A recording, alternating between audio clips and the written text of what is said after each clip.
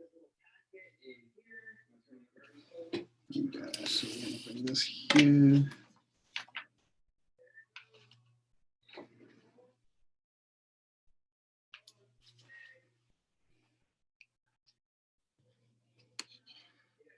It. Participants. Bring you up.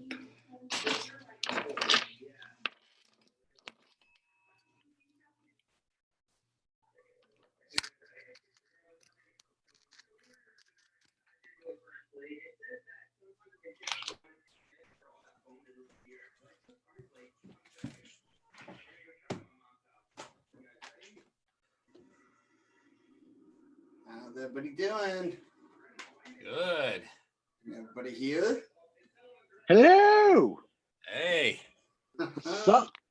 Slack asses. I think we're missing some people. Where's Whitney? Actually, at this point, I don't think it even matters.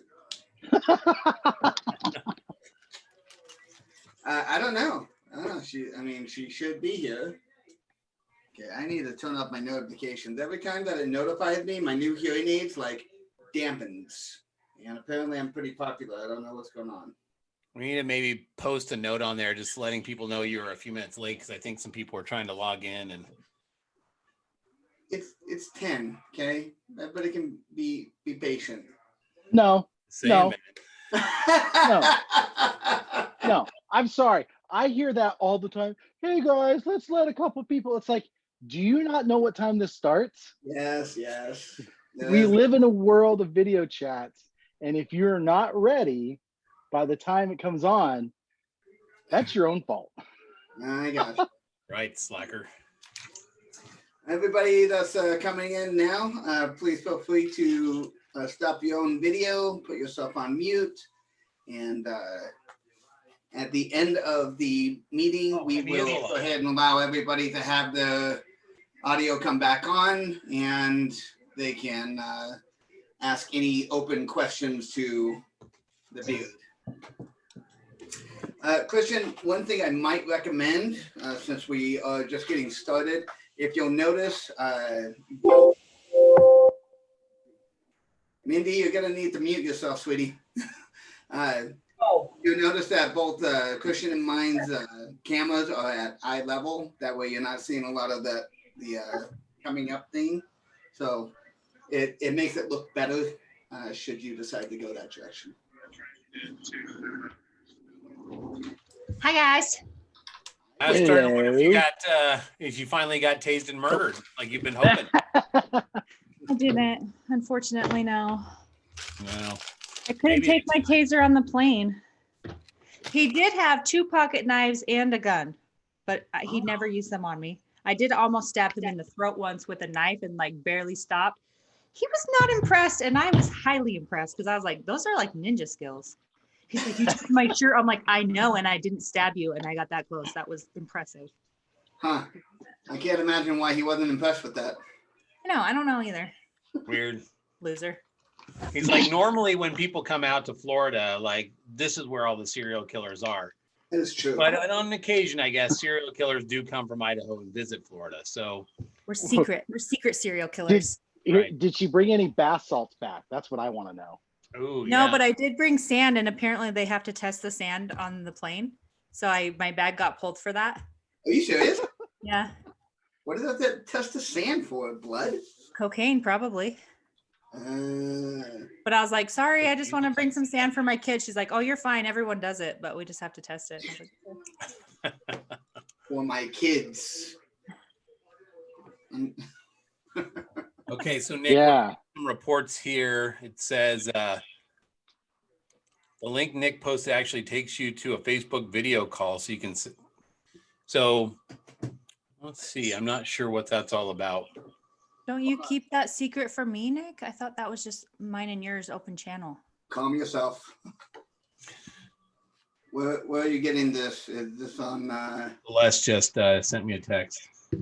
Yeah, Mindy was saying, yeah, that Facebook link was bunko, so I sent her the link that I was shared for this. So interesting. Okay, thank you. We might want to make change it up, Nick. This link's always the same. Quit trying to change it. Ashley Ma wants to join my room. What? Yeah, I think the link you sent, there's some issues. That's why some people figured it out and others didn't, apparently. So Okay, give me a second. there's a lot of interest in hearing from the beard tonight. So people are like, what the crap's up with your link, Nick? You're so Figure it popular. out, man. Make it, but thank you for inviting me. Okay, and nobody wanted you here in the first place. Okay, where am I going? I'm going to Flameless Fireside. I only posted it in a couple places. How was Here, your little weekend, Everett? Good. Full Really of good. love? What's that? Did I fall in love? Was it full of love? You know. Okay. But did you also fall in love? Because I think you already were. You know, I am turtle slow on those sort of things. So That's lame. yeah, there's Celeste. She made it. Don't worry, we weren't talking about you. That much. By the way, so what's up with your guy in Florida? You gonna make it a round trip? I don't have a guy in Florida. He lives No, they met in Florida. That's right. Neutral ground. He was like, I'll come visit you. And I was like, no, don't do that. That's stupid. Idaho sucks. It's cold. Let's go to the beach. And he's like, okay. So we met there. Oh, yeah. Well, You guys wanna obviously come he to our didn't wedding? murder you like you have been hoping. I know. Do you guys want to come to our wedding? June 18th, 2022. You're all invited. So June 18th, 2022. Oh, my brother's wedding is August 2022 because they couldn't get a venue in Seattle that they wanted till 2022. I'm like, oh, you guys are going to break up by then. we're doing an outdoor wedding, and next summer is just too soon. So we got to go to the following summer. Okay. Yeah. For anybody that is in the audience, will you let me know what Facebook group that was in that the link was not working? I'm just trying to get it back out there real quick.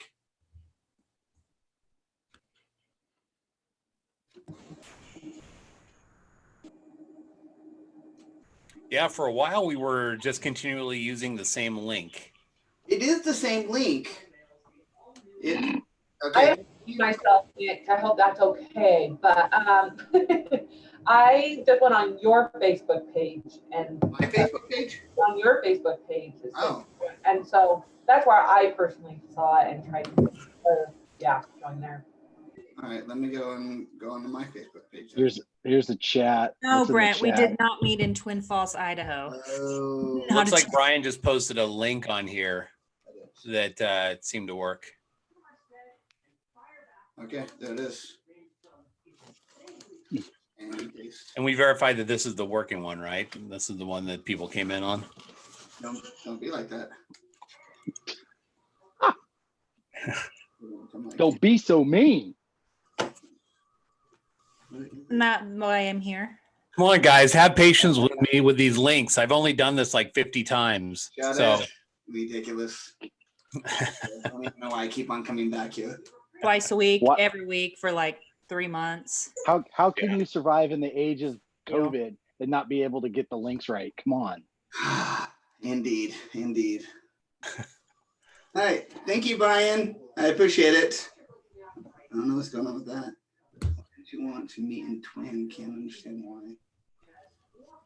Hey, enough of your personal stuff. Doesn't everyone care about my personal life? Everyone wants to know. Nobody even loves me.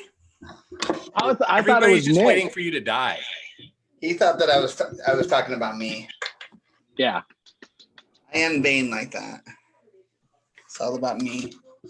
Hey, Nick, I was going to duet one of your TikToks, but you have the duets turned off. Do I? Oh no. I have like all of them on duet, so I don't know. Not that one, not the Alliance one. I was going to duet it and it's turned off. And I was like, Oh, okay. so sad. We can't form an alliance. Oh, really? That one's not? I know. That's it's made for duet. And it's That's off. ridiculous. That's like specifically for duet. Exactly. Yeah. So I guess if we can't form an alliance, we'll have to be You enemies. can't. But then again, that one wasn't very good. I need to redo that one. Well, I was gonna make it good when I do edit it. Ah, of course you were. Okay. It is now 12 minutes past the hour. I think we have lollygagged enough. So No, we didn't. You did. let's go Did ahead. we get everybody on that wanted to get on? I know Hey, Ashley wanted to get on, and no, Ashley didn't want to get on. She just wanted to freaking chat me in this group that apparently I created. I didn't know I created, and I can't find it and delete it on my Facebook Messenger. So I've been getting like calls all day long from Nicholas's group, but I don't even know what Nicholas's group is at. Ridiculous. are you sure they're not trying to find the link and that's why they're calling you? No, that's not them. But they've been calling since this Okay. morning.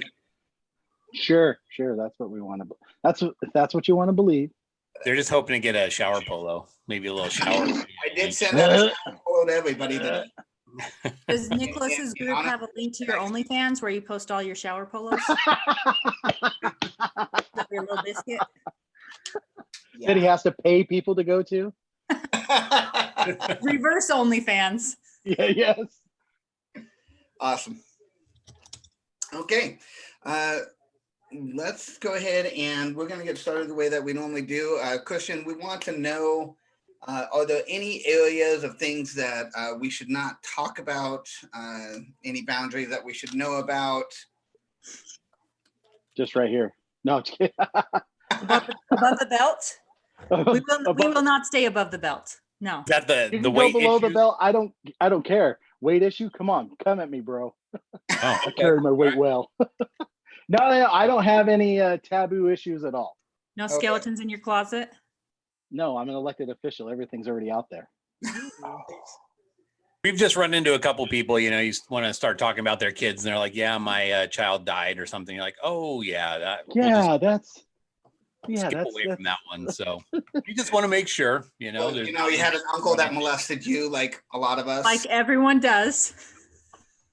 I don't know what. No uncle molestation here. If you don't have an uncle, then it must be you. Well, let's see here. My mom is all sisters. My dad, all sisters. So the only uncle would be married in, and well, all of my aunts have been divorced. So have any of your aunts been in prison? yes. Oh, okay. Well, we're Unfortunately, that's the aunt that's dead. So you want to go there? No, I'm just kidding. I'm kidding. We're Yeah, just No, no, wondering no. if you were like hooked up with Nick's uncle or something, because Oh my goodness. everyone's got one.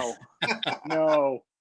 I had one aunt. She got bad into the meth stuff, like living out in the trailer in the middle of the desert above LA, making massive quantities of meth, and lo and behold, you tend to get cancer when you're That's messing weird. with those Who kind would've of thought? chemicals. Yeah, who would have thunk? And Crazy, yeah, actually. she died from cancer 20 years ago. But But yeah. did she get rich first on the meth? Making the meth? That's why she had a luxurious trailer out in the middle of Yeah. the Breaking She was Bad. so actually. rich. Yeah. Yeah. Well, yeah. She was living the Breaking Bad life before Breaking Bad, but without the money. Details. Yeah. Okay. Well, let's go ahead and do a proper introduction on this so that I can edit this correctly when it comes out. Hey, Nicholas, real quick. You look What? real sweaty. Oh, I just put on ointments and crap. Okay.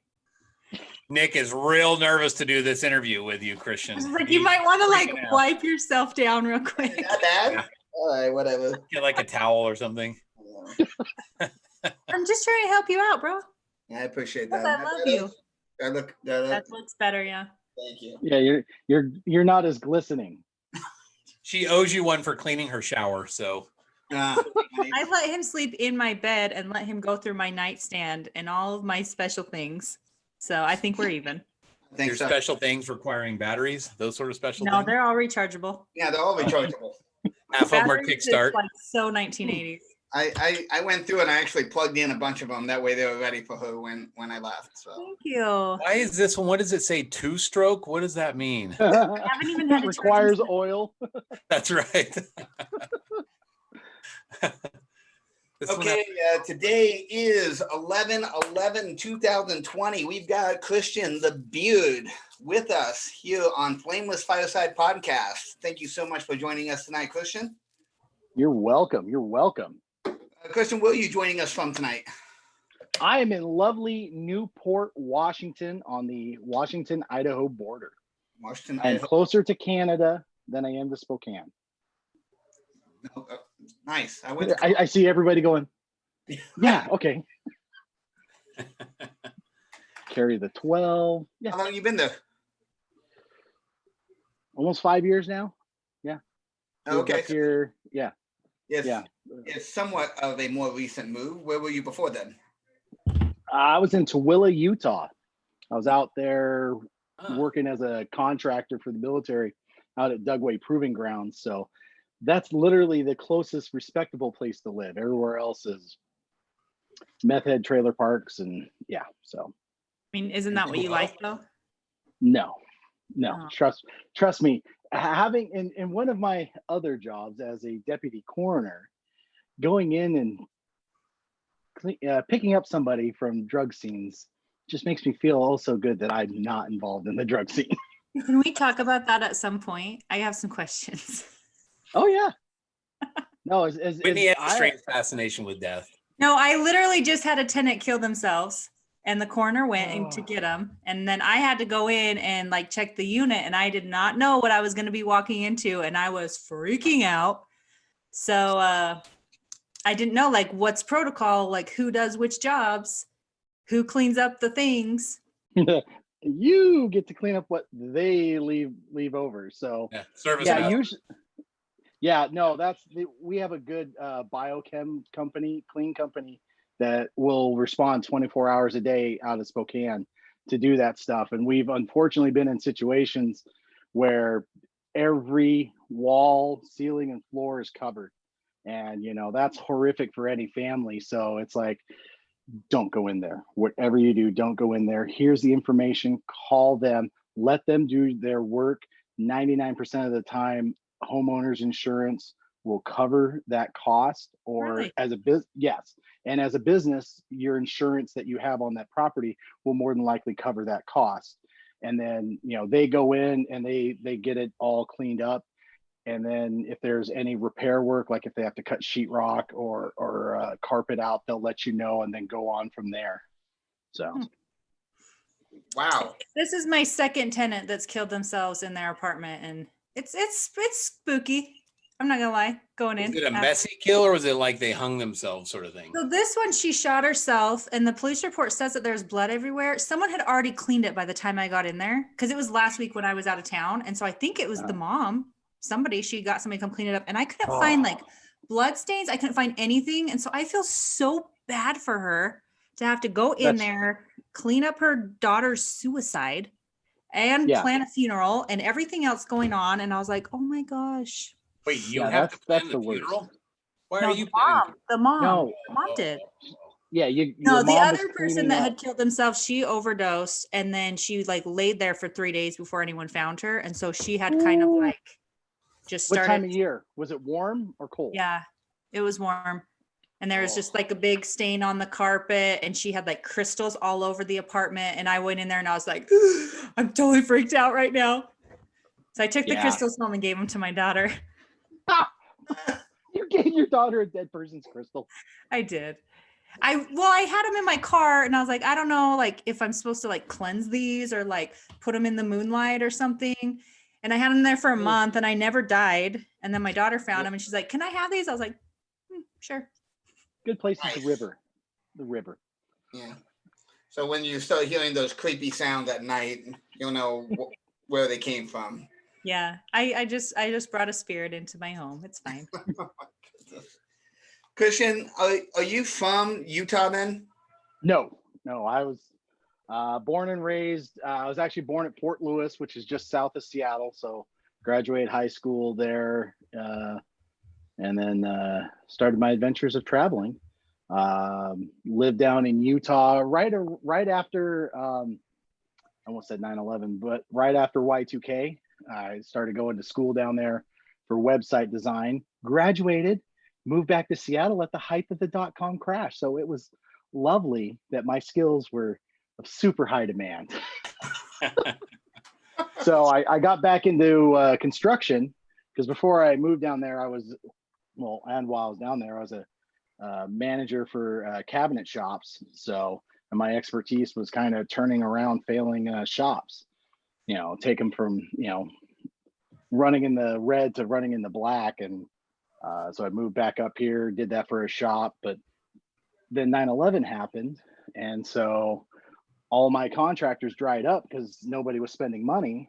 So that's when I went into the Army at age 26. Wow. Okay, I was under the impression you went 18 and right into the Army. So No, I was the old man. wow. Old man. Everybody call you Grandpa? Well, here, it's funny. Let me share something, and I can, this is the guys at work. Okay, yeah, just let me share. The guys at work love showing me this time of year. All right, go for it. And it wants me to do across my screen, am I? No, Okay. no. That's a different podcast. Can I get in on that one? Send me a link. Well, I guess I can't. Oh, wait.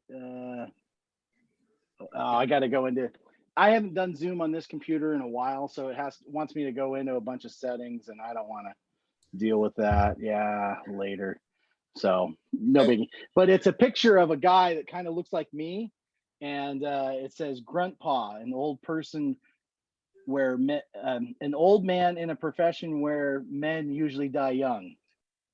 And yeah, I can. What I'll do is I'll shoot it over to you via Messenger, and But if yeah, you don't get so. in when you're young, you can't die young. So then you can live forever. There it Sure. is. Yeah. There it is. Yeah. Okay, so 9/11 hits, everything dries up.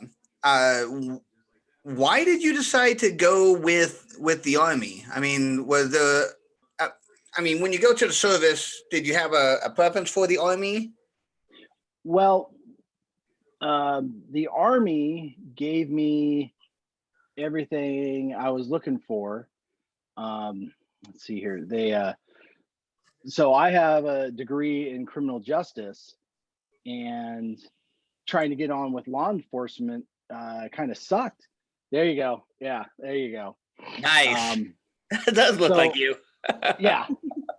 So trying to get on with law enforcement, I could ace the tests, but still be beat out by other guys who were veterans, because Seattle's a huge military community. I mean, it's probably probably close to 100,000 service members in the area between Fort Lewis, McCord Air Force Base, Bangor Sub Base, Bremerton Sub Base, or Bremerton Naval Station, Everett Naval Station, Whidbey Island Naval Air Station. Just so many military people, and they like staying in the Seattle area, so I couldn't compete. So seeing as how things were, I wanted stability, I wanted pay, pay enough for my bills, because you're not going to get rich in the military. But I had stability for the years that I was in, and plus they paid my student loans, so it's like that's a win-win. Makes sense. So, yeah. Okay, so you got into the military. You already had a college degree, so I'm assuming that you went in as an officer. Nope. I was enlisted. Officer would have gave me different opportunities, and I would have had to do more schooling to be an officer. But the skill set of a police officer is best exemplary learned through being an infantryman. And as an infantry officer, yeah, that's great, but you don't learn, working on your own. You don't learn the structure, chain of command, the things that you learn as a private in the infantry sets you up for success in law enforcement, because they don't have to retrain you. They just have to add more training to you. That's why like infantry guys are better suited to become law enforcement than like an MP in the military, because you have to basically untrain them from military law. You know, it's such a difference between federal law and state law that most police departments won't even touch MPs. So that's why I went infantry and got some. Interesting. So why didn't you, did you ever pursue that and become a police officer? I mean, I didn't know that you were ever a cop. No, I was never a cop. I got back from Iraq and I'm like, I'm going to be that guy that's on like Fox News, CNN, just banging the guy's head into the hood of the car. And I'm like, there's no way I'm going to do that. No, I don't want to put myself in that situation. So what I did is after I got back from Iraq and got off of active duty, I reclassed to do satellite communications. And I did that for 19th Special Forces Group out of Utah. Never was Special Forces, just supported them. Good times nonetheless, because there's a lot of guys out there. Oh yeah, I'm Special Forces. Dude, you're the cook for Special Forces, dude. I'm a commo guy for a Special Forces unit. I'm no way near Special Forces. Yeah, I would just say, like, guys, I'm special ed. Like, you know. Yeah, you are. Yeah. So I've seen Steven Seagal. He was a cook, and that guy pretty much took down the entire enemy. That's right. Well, but he was also a Navy SEAL. You saw him in his whites. He had the little trident on there, and he was hiding out. Blah blah blah blah blah. You got to admit, though, movies. Even though you were a little concerned about being that guy bashing someone's head into the hood of your car, right now with some of these Antifa guys, wouldn't that feel kind of right? And I'm sure the cops could just be like, hey, you know, they were launching projectiles at us, so I clubbed them upside the head. I mean, you know, what do you do? Yeah, those guys my brother is a Renton PD officer, and it's, you know, just the crap that he has to deal with because Renton's right next to Seattle. Mm-hmm. Just, it's like, oh my gosh. And Renton, they don't do the things that Seattle does. They kind of don't let it get that far, but they still have to deal with those lack of a better word, idiots.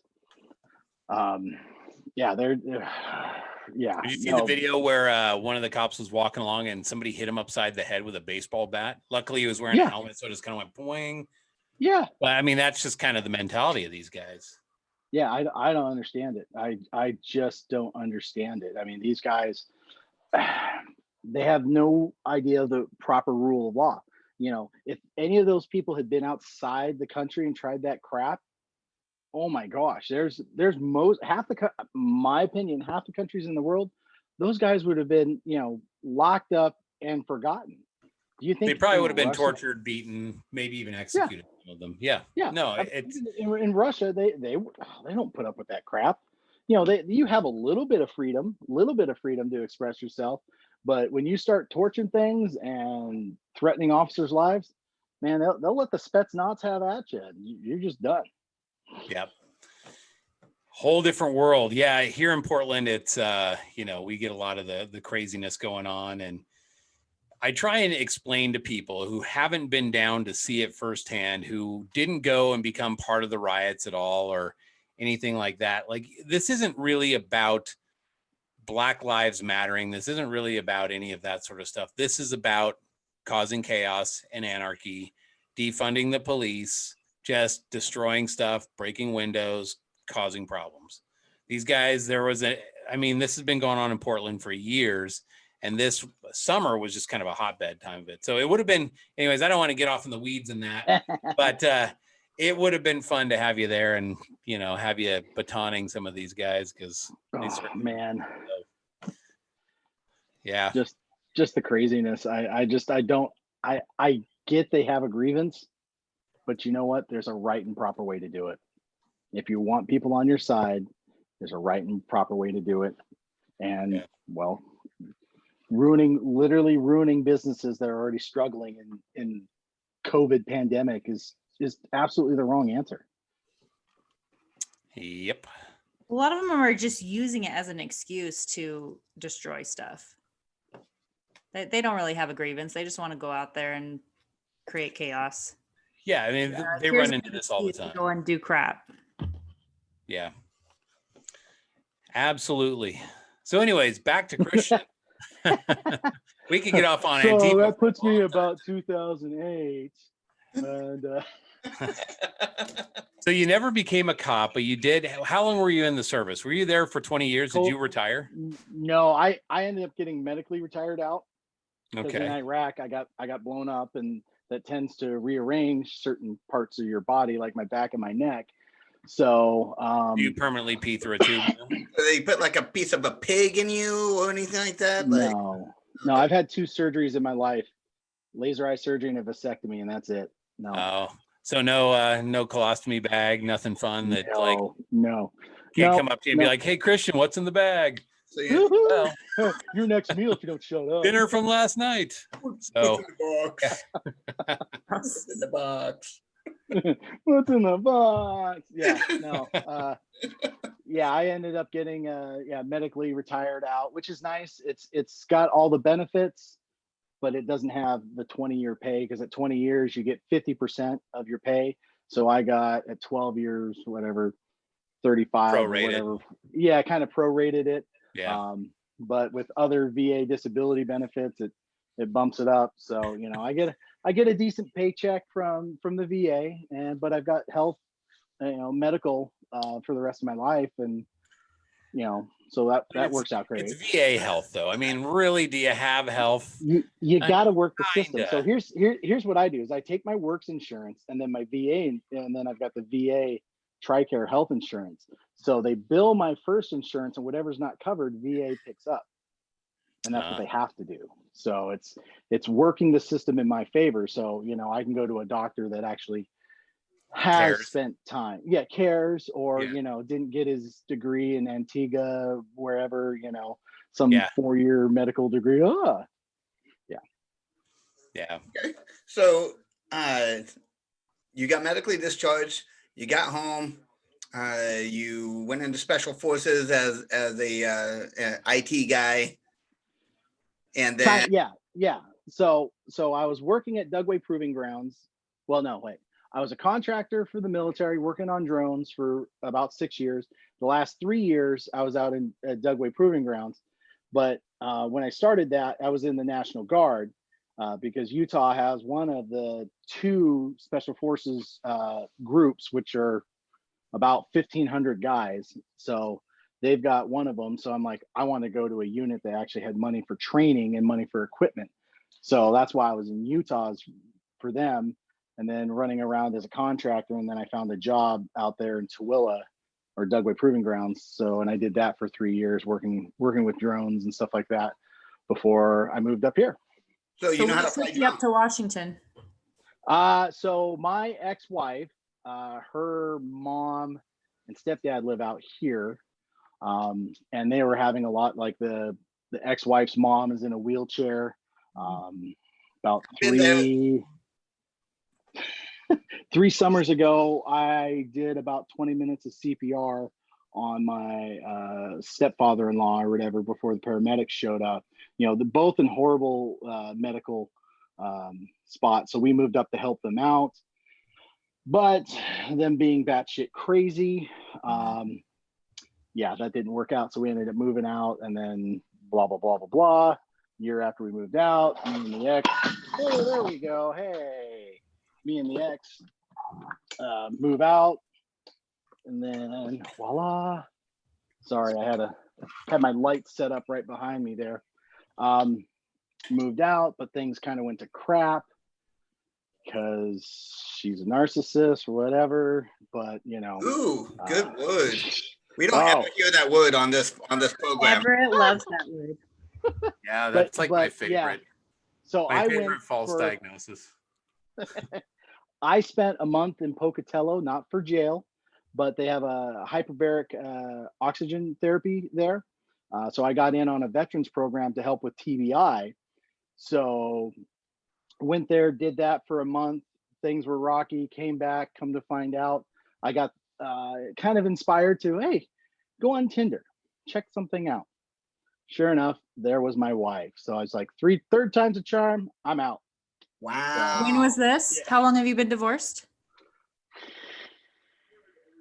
Now, wait, this was your first wife we're talking about, right? No, it's my second wife. Okay. I've got a first wife who I was married to for almost 17 years. I got 2 kids with, son and a daughter. Son's 22. He's stationed at Fort Lewis right now. Daughter's 20. She's a pre-med student. So. Wow. Yeah. Well done, Daddy-O. Yeah. I try. Now, is she doing the military route too? Because that's the way to go. Make them pay for your school. Right. Well, yes and no. She's using military benefit programs and stuff like that. She's basically almost got a free ride for getting most of her undergrad stuff done. So that's what she's doing. You know, she'll finish out there, then she'll go to Eastern Washington, which is about an hour and a half, 2 hours from here. Eastern Washington University. Ellensburg, right? No, that's Wenatchee? no, that's central. It's Eastern is in Cheney. That's Cheney, right. yeah. Cheney. Yeah. That's right. And then she'll finish up at the WSU Medical School in Spokane. So Spokane. They put a med school up there. I forgot about that. yeah, they put a med school, a vet school. They dumped a lot of money because they're trying to compete with basically UW, because UW's medical program is actually pretty good, but it's pretty hard to get into and it's stinking expensive. Well, WSU gotta get it. I personally know the head of the nursing department of there, so not that it's been to my daughter's advantage, but talking with her, it's actually a pretty legit program. So. So the only downfall is you have to live in Spokompton while you're there. So, that's why I live up here because, well, I live in a county that's I'm just trying to think of the land size. It's pretty big. Just think of like Salt Lake County, about that same size, but there's only 13,000 people here. Are you in Ponderay County? Yes, I am. Okay. I think we've talked about this before. Maybe. On some other. Yeah, because you know where Newport is. I don't know where Newport specifically is. I have a pretty good idea, general vicinity. So, I mean, you go to Spokane and go north. So, on the map anyway. Yeah, you right go north and Canada. It's right there. Yeah. So let me I'm just trying to figure out, you moved to Newport, Washington from Tooele because of your ex. Yeah. Then I thought Whitney lived in the middle of nowhere, but this is much further than Whitney as far as like being near civilization. You're in the middle of nowhere, like smack dab. Why did you stay if things aren't together with your ex? Like I'm going back to civilization. Did you do it for the children? Area. My children don't live here. Oh, okay. Yeah, no, they live on the west side over by Seattle. No, it's just an amazing area. I mean, all those things that people are looking for, that hometown, small town, the law enforcement knows your name personally, people, everyone helps out, it's basically almost 1950s living, but you have Amazon. So, it's so in my line of work, if I know somebody's name, it's never a good thing. Like if there's a tenant that I know them by name and like I know exactly what their address is without looking them up, they're not good. That's not a good thing. Yeah. Well, I don't know if I want everyone in the police department to know me by name. Yeah. Well, politics, so they want to know his name. He wants them to know his name. Well, yeah, because that's Chris. See here. Hey guys. Yeah. No, so I'm retired Army. I work full time for an internet company, Splicing Fiber. Side gigs are deputy coroner, Ting, Ting. They're a smaller company, but they're doing so. We in Sandpoint, Idaho, where I work, we deliver a gigabit internet, fiber internet into the home, not fiber outside of a box. That's no, there's fiber into the home. For $90 a month, you get 1 gig up and down. Ooh, that's like Google Fiber speeds. I was going to say, that's out in the middle of nowhere. Well, this Sandpoint, Idaho, the city has like 10,000 people in the city. Okay. And it's actually a really big resort community or town. You've got 2 seasons. You've got a full-blown winter season, with a ski resort 15 minutes from downtown. And then you have Lake Ponderay, which is one of the largest lakes around here. And just, you know, And it's phenomenal. beautiful. Yes, beautiful, phenomenal fishing, hunting. If you want outdoors, this is the area. I like to say I live where people come to vacation. How far are you from Coeur d'Alene Lake then? Lake Coeur d'Alene's about 90 minutes tops. Okay, so I mean, it's not right next door, but Yeah, it's Yeah. not doable. yeah, I was up at Silverwood this summer, so Oh yeah, yeah. that's like 40 fantastic. minutes from my place. Yeah, Especially with COVID, because they were only letting a certain amount of people in, so like the lines were short. I could Oh, get yeah. all the rides. It was great. Loved that. So yeah. I went there with my my brother and his wife and kids, and oh, it was a great time. I mean, it was you know, it's a great amusement park. They're putting in a new ride this year. I was wondering when they were going to do that, but yeah, it's a pretty good amusement park. I haven't, you know, I think Lagoon in Salt Lake is better, but their water park is not as good as Silverwoods. So yeah, I've only been to That's the best. Silverwood once. That was when it was a senior trip. We graduated from Richland High, and so a group of us went up to Silverwood for the weekend. And I haven't been there, like what, almost 30 years now. So you probably haven't been to Things the have water changed. park. There's all kinds of things that are different. Well, there. they've got the water. Well, they had like one water thing that I remember, but I don't remember anything Yeah, beyond that. it's pretty. It's they have 2 wave pools there. I'll just say that. Oh, okay, so that is different. Yeah, Okay. so they've got wave pools, they've got water slides, they've got, you know, it's a pretty good amusement park overall, because it's one fee and you get into both parks. It's just a matter of what you want to do. So The best thing is it's super affordable compared to Disneyland. It's like a fraction of the cost. Absolutely. So yeah, well, Disneyland, you're paying for the entertainment of it. You're not paying for the Well, rides. I mean, and the that's brand. the brand, yeah. Yeah. But that falls into, I mean, you know, it's hard to have a bad time at Disneyland, because unless your kid, I mean, Oh, you can do it. Disneyland, Trust me on that one. no, Disneyland puts out a great product, but if you're dragging some crying kids or whatever, yeah, you're gonna have a bad time. But yeah, I used, when I lived in California working on the U2, when I was, because it falls under drone stuff, we actually had a annual pass to Disneyland, because we lived like 90 minutes away and we didn't really know anybody out there, so we spent like every other weekend there for almost a year. Nice. So I know the park inside and out pretty well. So when you went off on the cruise, did you go to Disneyland? Yeah, me and Mike, me and Mike's, you know, we spent like a half day and then a full day, but yeah, because we were trying. For those of you that don't know what we're talking about, Christian and I were involved in a group called Single Mingles on a Marco Polo group.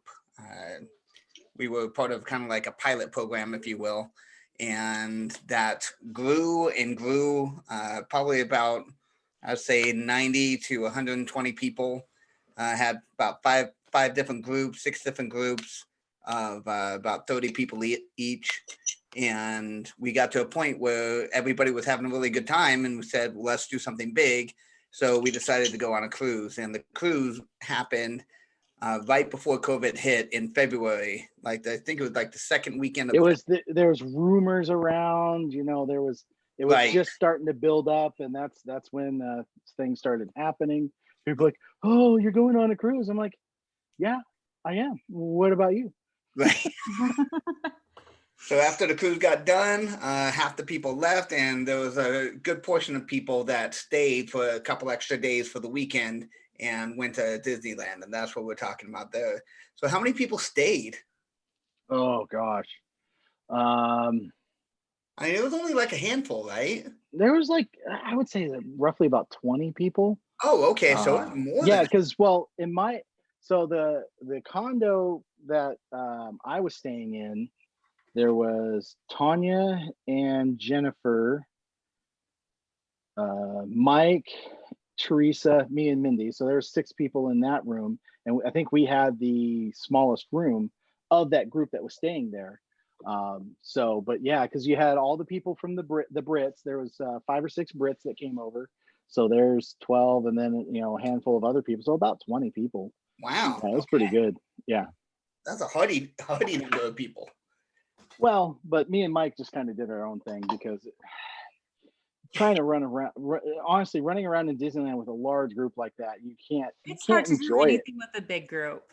Yeah, it's like, okay, guys, you guys do you. We're gonna do whatever we want, and we work the fast pass system, singles lines, because when you only got 2 people, man, you can just bam, bam, bam, bam. You can hit the rides. The one thing, Well, because there was especially one going ride, with someone that knows the park like you do. Right there. I went last year. Yeah. I had a friend that lived down there, and she would go to Disneyland like multiple times a week because they had a season pass. And so we went last year with a group of my girlfriends because she was turning 30, and she's like, I want to take everyone to Disneyland. Let's go. And it was so fun. We never waited in line because she knew how to work the fast pass. She knew exactly like this ride has long lines at this time, so we're going to go at this time. And we just went all over and never waited for anything. That's crazy. yeah, It was because amazing. we could literally go from Disneyland rides or California Adventure ride back to Disneyland. We were hopscotching, because it's just, just learn the system and work it to your advantage, and have the most fun possible. I mean, I never really learned those systems. I just went with a group of handicapped kids, and I was a sign language interpreter, and so we all got front of the line passes, and so I got to go with my deaf kid, and just like, yeah, this is fun, huh? Front of line, let's go. I can only imagine the screams coming down on those rides. Hey, you guys. And that was just from Nick. Yeah. That was from me. Yes. Yeah. Yeah. They were screaming normally. I was the one that was doing that. So, Beard, let's back up just a little bit. So, okay. First of all, did you go on a mission? I think you did. I think we've had this discussion, right? You did not. Okay. Nope. Yeah. You joined the military. Are you married at this point when you joined the military to your first wife, Yes. or when did that happen? Yeah, so I got married at 20. Okay. I just married the first girl that was paying a lot of attention to me. I probably shouldn't have, but then I wouldn't have had my kids. So, she was vehement. She's anti-gun. And so she's like, when you become an officer, you're going to have to keep your pistol locked up in your patrol car. I'm like, no, that's not going to happen. That's not how that works. So you can tell the bad guys breaking into your house, hey guys, hold on just a second. I got to run out to my car and get my gun. I'll be right back. Yeah, exactly. So, and then she didn't like it that I was going in the military, but it's like, look, I'm paying off all of our student loans. Because what I did is about a year before I joined, I combined her student loans and my student loans. So the Army thought it was all my loans. So that's when, so we got all the loans paid off, so she got that benefit. And so. There must have been something right there. You guys were together for 17 years. I mean, that's not a short amount of time to be like, she was just a mistake start to finish. Well, she kind of was. She took what we were making out in the back of my Suburban. I'm like, man, if I'm keeping this, we're going to keep this up, I'm probably going to end up having to marry you someday. She took that as the proposal. I was 20. I didn't know what else to do.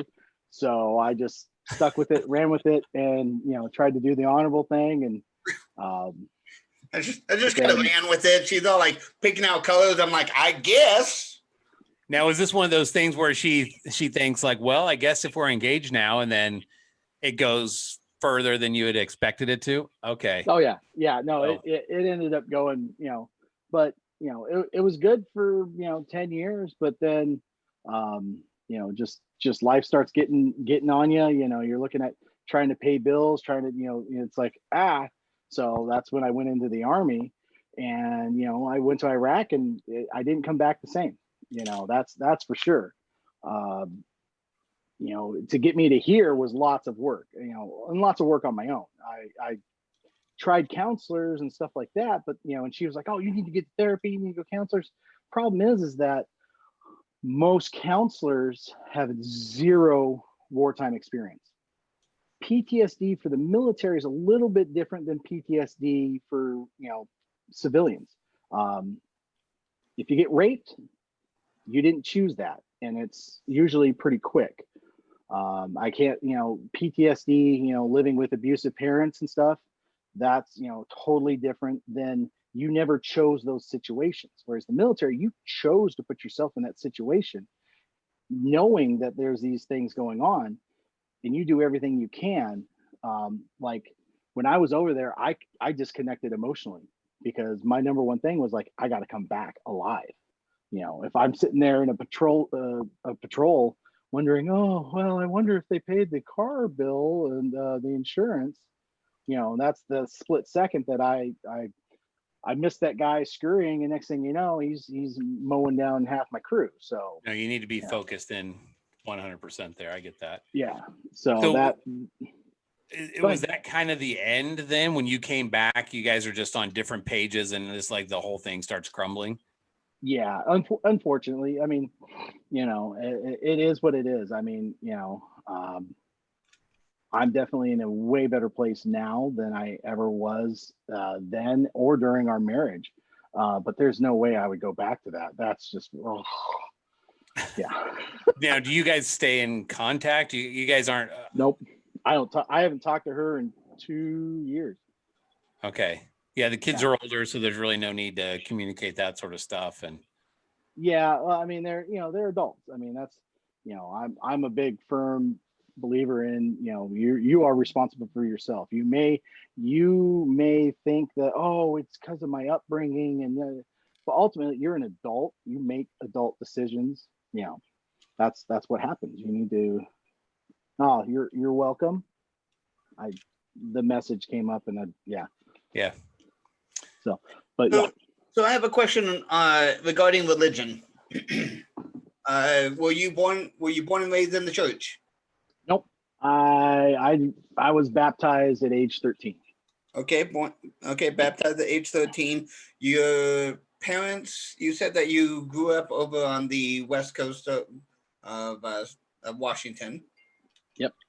Okay. Mom is a member of the LDS faith, and my dad is not. He's his wife, my stepmom, she's Jewish, so I got Jewish half brothers, so that's always fun. Yeah, I've got Jewish people in my family too. They're always fun. I remember we went over to go and we spent the weekend with them, and I always like making breakfast, so I went in to make an omelet. And I asked my uncle where everything is. And I'm like, all right, well, where's the ham?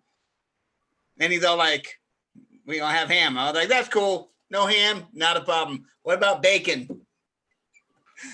It didn't dawn on me. I thought it was this the same uncle that was probably plotting your murder because you wouldn't stop talking about it? No, this is the uncle that different uncle. I was sitting in the car one day, and it was like this big family reunion. We were going to the pool. And he touched you? He did not touch me. Thank you. Where did he? He turned to me and he's like, Nick, do you cuss? And I was like, what? Like, do you cuss? Do you swear? And I was like, yeah, of course. Like I was 12. Said, hell no. I want to be cool. He's like, let me hear you cuss. I was like, I'm not going to let you hear me cuss. You're going to tell my parents I'm going to get in trouble. And so he kind of goes through for a little bit. He's like, well, I mean, if you can, you can. If you can't, you can't. And I was like, did he just call me a cunt? No. So yeah, Jewish people, very fun. Yeah, we were in Denver for my sister's wedding, and most of my family had gotten the Airbnb, and me and we'll call her my baby mama. That's the easiest way for me to differentiate. Differentiate. So my baby mama and my kids would go over to the Airbnb house, and there's my 2 half brothers just cooking up a mess of bacon. I'm like, and they both have gone through the bar mitzvah, all that fun stuff. And I just look at my step grandma. I'm like, are these your grandkids? She's like, I don't know. From what I understand, I think most Jewish people that I know are probably about as active as Catholic people that I know. where they claim it, but they don't really kind of practice a lot of the. Yeah, no, that's, yeah. I mean, it was like, when I was stationed at Fort Bragg in North Carolina, my dad and my stepmom and brothers were on the other side of North Carolina. So I'd visit them, and we went over to their synagogue, their church building for something. And then my brother's like, "Oh, you got to wear my yarmulke." I'm like, "I'm not Jewish." He's like, "Just wear it so that no one asks you why you're not wearing one." I'm like, "Okay." And it was like a Green Bay Packers green, because he's a Green Bay Packers fan for whatever reason. And it's like, okay, all right. So I'm here at this Jewish wedding. I've never seen a Jewish wedding before. They got the little hoopah thingy or whatever, breaking glass in the bag or whatever. It's like, oh, that's kind of cool. All right. Yeah. Hava Nagila, whatever, But yeah, no, it's interesting. And like recently, so unfortunately my step uncle died, and he's of the Jewish line. And I learned a lot about how, bam, when you're Jewish and you die, you're in the ground in 24 hours. That's just the way they work. There's no embalming. It's just slam, bam, you're in there. And I had to have but it was funny is that a couple months earlier, I was helping my dad and stepmom move or pack up to move from Yakima to Phoenix. And I was talking with my stepmom because her mom's 85 and had serious heart issues. She's like, "I don't know." And I'm like, "Well, I guess there's this thing called the Brotherhood that they go in, it's through the Jewish, faith stuff. They'll, gather them up because she's going to be buried up here in Seattle, collect them up, get them on the plane and get them in Seattle and buried in 24 hours." And it's like crazy. I wonder what the reasoning behind that is. I don't know. I haven't looked into it enough, but that's just part of it, Huh. I have to ask my family. Yeah. Well, and there's so many different sects of the Jewish religion too. But go on. Yeah. Well, I was curious. You got baptized at 13. That's still 6 years away from 19. So why didn't you go on a mission? Well, I wanted to go on a mission for me, not for everybody else. And so when I got out of high school, man, it was pressure. Oh, you got to get a job. Come work for here. So I worked for one of the guys in the ward, had a cabinet shop. So I was working for him, numerous times. He'd come in the shop. "All right, let's go." I'm like, "Where are we going?" "Oh, we're going to go to XYZ. I'm like, what job do we got there?" "Oh, no, we're going to get your passport photo." I'm like, no. It's just like, it was that kind of like, we're going to go we're going to get you out on a mission. I'm like, that's the wrong answer. That, to me, you're going on a mission for you. And it's not, you should never be forced into that, because that's just, I couldn't live with myself thinking, "Oh yeah, we'll get that kid out on a mission and he'll change." Well, no, more than likely he'll be the one that gets sent home early. Or he becomes resentful. Resentful. And then he comes back off his mission and doesn't want anything to do with the LDS church. So it's just like, I'd rather support them. Like, here's your options in life. What do you want to do? "Oh, well, I want to do this, this, and this." Well, if you want to do a mission, you got to do X, Y, Z. If you want to go in the military, you got to do X, Y, Z. You want to go to college, do X, Y, Z. It's just, I found being supportive of people in that, teenage years goes so much further than just going, "Hey, yeah, let's go get your passport photo. Yeah, because we're going to get you on a mission." No, that doesn't work. I mean, so my daughter, she was what, 15? She was coming down for a summer visit when I was living in Utah. She's like, "Oh, I think I'm pansexual." I'm like, "What? Pansexual?" Pandas. Yeah, okay. No, but I was like, "All right, I'm not even going to hit you with anything religious, God. I'm going to hit you with science." So I talked to her, and she's like, "Oh, that makes sense." But she went back to her mom and in that environment of where her mom was forcing her to go to church. Well, naturally people get, if you're forced that way, you end up being forced, you're forced one way, you're going to go the opposite direction. And I always brought it, I'm like, okay, I don't approve of your choices, but you know what? I'm still going to love you and do the best I can to support you. So, and that goes so much further with people than, ever going, you're going to go to church and you're going to do this and yada, yada, yada. And it's like, okay. See how well that works out for you. Oh, yeah. okay. No, I had that similar experience with, I didn't have anybody going and giving me a passport photo, but like my mom, 3 older brothers, none of them went on mission. Yeah. I was the last one, kind of the last hope. I sat down with my mom one time and I was like, if I don't go on a mission, would you still love me? No, she said, nothing. She looked down, looked away, said nothing. I was like, screw this. I'm not going. If that's the kind of bullcrap I've got, I am going to just go to college and do my own thing. She was probably like, what do you mean still? Don't She's I have like, to I don't kind of, love you now. yeah. I'm like, just counting the days. where's till our you get starting out of point high here? school. She's like, whatever gets you out of my house, let's do that one. You guys Sooner are rather than mean. later. You guys are mean people. So my baby daddy, he went on a mission because that's what he was expected to do. That's what the church expected. That's what his family expected. It was on his mission that he decided that God didn't exist because he was not there for himself. He just did it because he was trying to keep up that image. And then he kept pretending for 12 years until he decided he didn't want to pretend anymore. So yeah, I agree. You shouldn't force them. If they're going to go, they need to go for themselves, because if he hadn't been pretending, he wouldn't have screwed me over. That would have been nice of him. Yeah.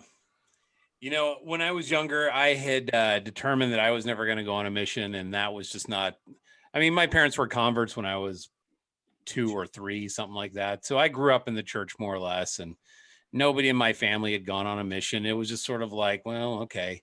And I think my parents were just going to be happy if I didn't grow up and like go to jail or something like that. So they weren't That's not how I expecting feel about anything. my second son. Yeah. Yeah.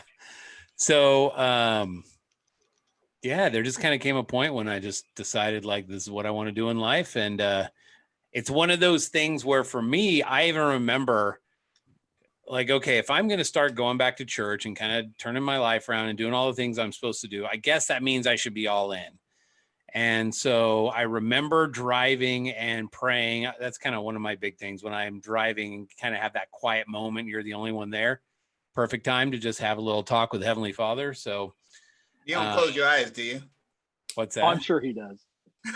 Yeah, I don't- he folds his arm, bows his head, eyes closed. Take the wheel right there. Right. Take the wheel. Right.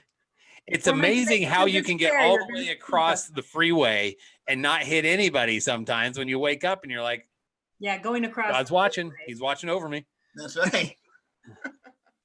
I just remember for myself, I got to that point where I was, it's one of those things in life where I remember where I was, what I was doing, kind of that whole thing. And I just was like, all right, if I'm going to do this, what do you want?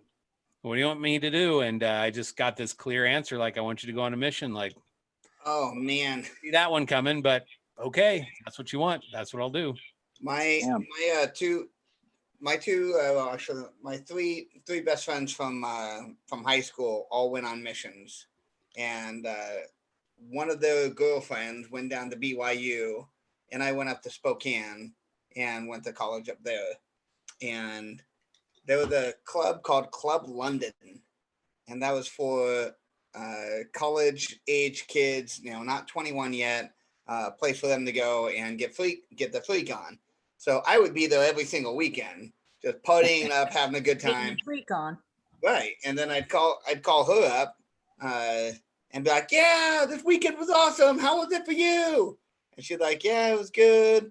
She's like, you going to church? And I was like, yeah, whatever. I'm going to church. Yeah. And after like about 6 months of it, I got to the point where I wasn't happy. And I called her up. I'm like, I'm not really happy. And she's like, well, you know what you need to do, yada, yada. She never really pushed me any direction, but she always gave me like nice, gentle nudges in a good way. And I remember that night having my scriptures out and opening them up and praying and be like, all right, what is it that you want? Because obviously I'm screwing it up. So give me what it is that I need to do. And freaking A, I got the answer that I need to go on a mission. And that was not the answer that I was looking for. But damn it, if you get an answer like that, it's just like, all right, well, I guess this is where I'm going. Yeah. And, you just have to make that choice. Well, it's funny is that like, and I've told this story a couple times. I don't know if I told you guys. So I didn't get my patriarchal blessing until I went into the military, and specifically says in there that if I kept myself worthy, I would be protected throughout my military endeavors. So guys in Iraq would laugh at me because I'm wearing, the two-piece, garment set, hot as Hades. I mean, 140 degrees, full kit and everything, and they're like wearing nothing, no underwear, and they take their t-shirts and cut them down so that you just see the collar, but there's, just so they can, get that little bit of relief. But the numerous times, I don't know how many times I can count, I should have been dead, absolutely dead. Oh, and you can read about it in the book that I'm in that just came out recently if you're interested. It's called Headhunter. What's the book? Headhunter by Peter Svoboda, Svoboda. Yeah, it's about my whole, it's not about me specifically, it's about my unit and the things that we did in Iraq.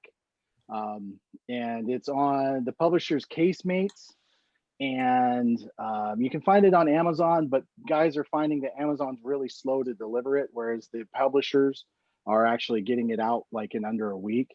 But yeah, we were the smallest unit in Iraq to receive the Presidential Unit Citation, which is the equivalent of the Medal of Honor for an individual. So, and yeah, we went to Iraq with a little over 300 guys, got 22 were killed. Almost everybody ended up hurt at one time. So, yep, there you go. There you go. Yeah, it's a really good book. It took me back, it was like, wow, really, it got into it. And the great thing about it is it doesn't sugarcoat things. This is, almost like 30 or 40 guys from the unit help collaborate with the book, with the writer to get all the stories and things right. So it's, and it's not, so it's a really good book. I encourage anyone to read it because it'll give you a different understanding of what most people think about the Iraq war and what people were doing. A lot of people think that we were doing good, but a lot of people think that we're just over there murdering babies. And I'm like, you don't seem to understand, like, we were literally fighting people who were coming over the Iranian border, stuff with weapons, they were bringing in weapons from Iran and stuff like that. And it just, it brings a different aspect of people thinking, oh, wow, it wasn't all, just running around scratching your back in the middle of the thing, but yeah, it's a really good book. I encourage you to get it and read it. I get $0 from it. So, but it's interesting. The author's last name in Slavic languages means freedom. So it's a book on the military situation by Peter Freedom, basically. Kind of a fitting name on that. Yeah, so his dad or grandpa was in World War II with the 82nd. He's got a daughter that's just graduated from the Citadel or something like that, but he's a retired firefighter, just trying to do what he can. It took 10 years to get this book together and get it right. So that's incredible. So let's switch gears a little bit and talk about your time in the dating pool. So you go and you break up with your first wife after 17 years. She goes her way, you go yours. How long before you get remarried? Tell us about that. How does that happen? Let's see here. It took almost 2 years to get divorced from her. So we really separated at like 15, finished the divorce at 17. I thought we had the divorce done by, the end of the first year, but we had whatever mediation agreement, blah blah blah. She didn't like it, so I'm like, I feel like I need to, I need a partner in life. So I start kind of dating. Oh my gosh, talk about. I'm sorry, Utah ladies, but most of you are crazy, straight up crazy. You see a decent guy with a job and all those other things, and just so like, I went on one date, and let's just say the girl was not as advertised, but I did the right thing. Finished out the date. I was walking her to her car. She puts her purse in her car, turns around, and just tries to suck my face off. And I'm like, no thanks. All right. Just is that not how it's supposed to be done? Normally they hit their knees first. Yeah, well, What are they second? No. There was no second base. No second base there. But yeah, no, it was just every date I seemed to go on just leeches, and it's just like, I want to grow and develop something. I just don't want to jump in because I just got done with a long-term relationship. I'm not jumping into anything soon. And you were living in Tooele at this point, right? Yes. Yeah. Okay. Yeah. All right. Then, so, I started dating girls outside of Utah. So my ex was living up here with her parents. So we started dating. How did you meet her? LDS Planet. Oh, fun loving. That's your first mistake right there. Yes. That, for lack of a better word, shit show of a website is, when I became single again, I looked at it and I'm like, oh, geez. But yeah, so we dated, blah, blah, blah. That's where I met my ex. Yes, shit show. Yes. But yeah, no, it was crazy. And then she wanted to like move in right away, and I'm like, let's get married, but I still got a divorce I'm trying to finish up, yada yada yada. So I finished there was that overlap. This was like, okay. Well, yeah, there was some overlap, but so we got married about a month after I got divorced. My baby mama was not happy. It's like, I've been trying to divorce you, yada yada yada, and your mistress. And I'm like, I don't care what you think.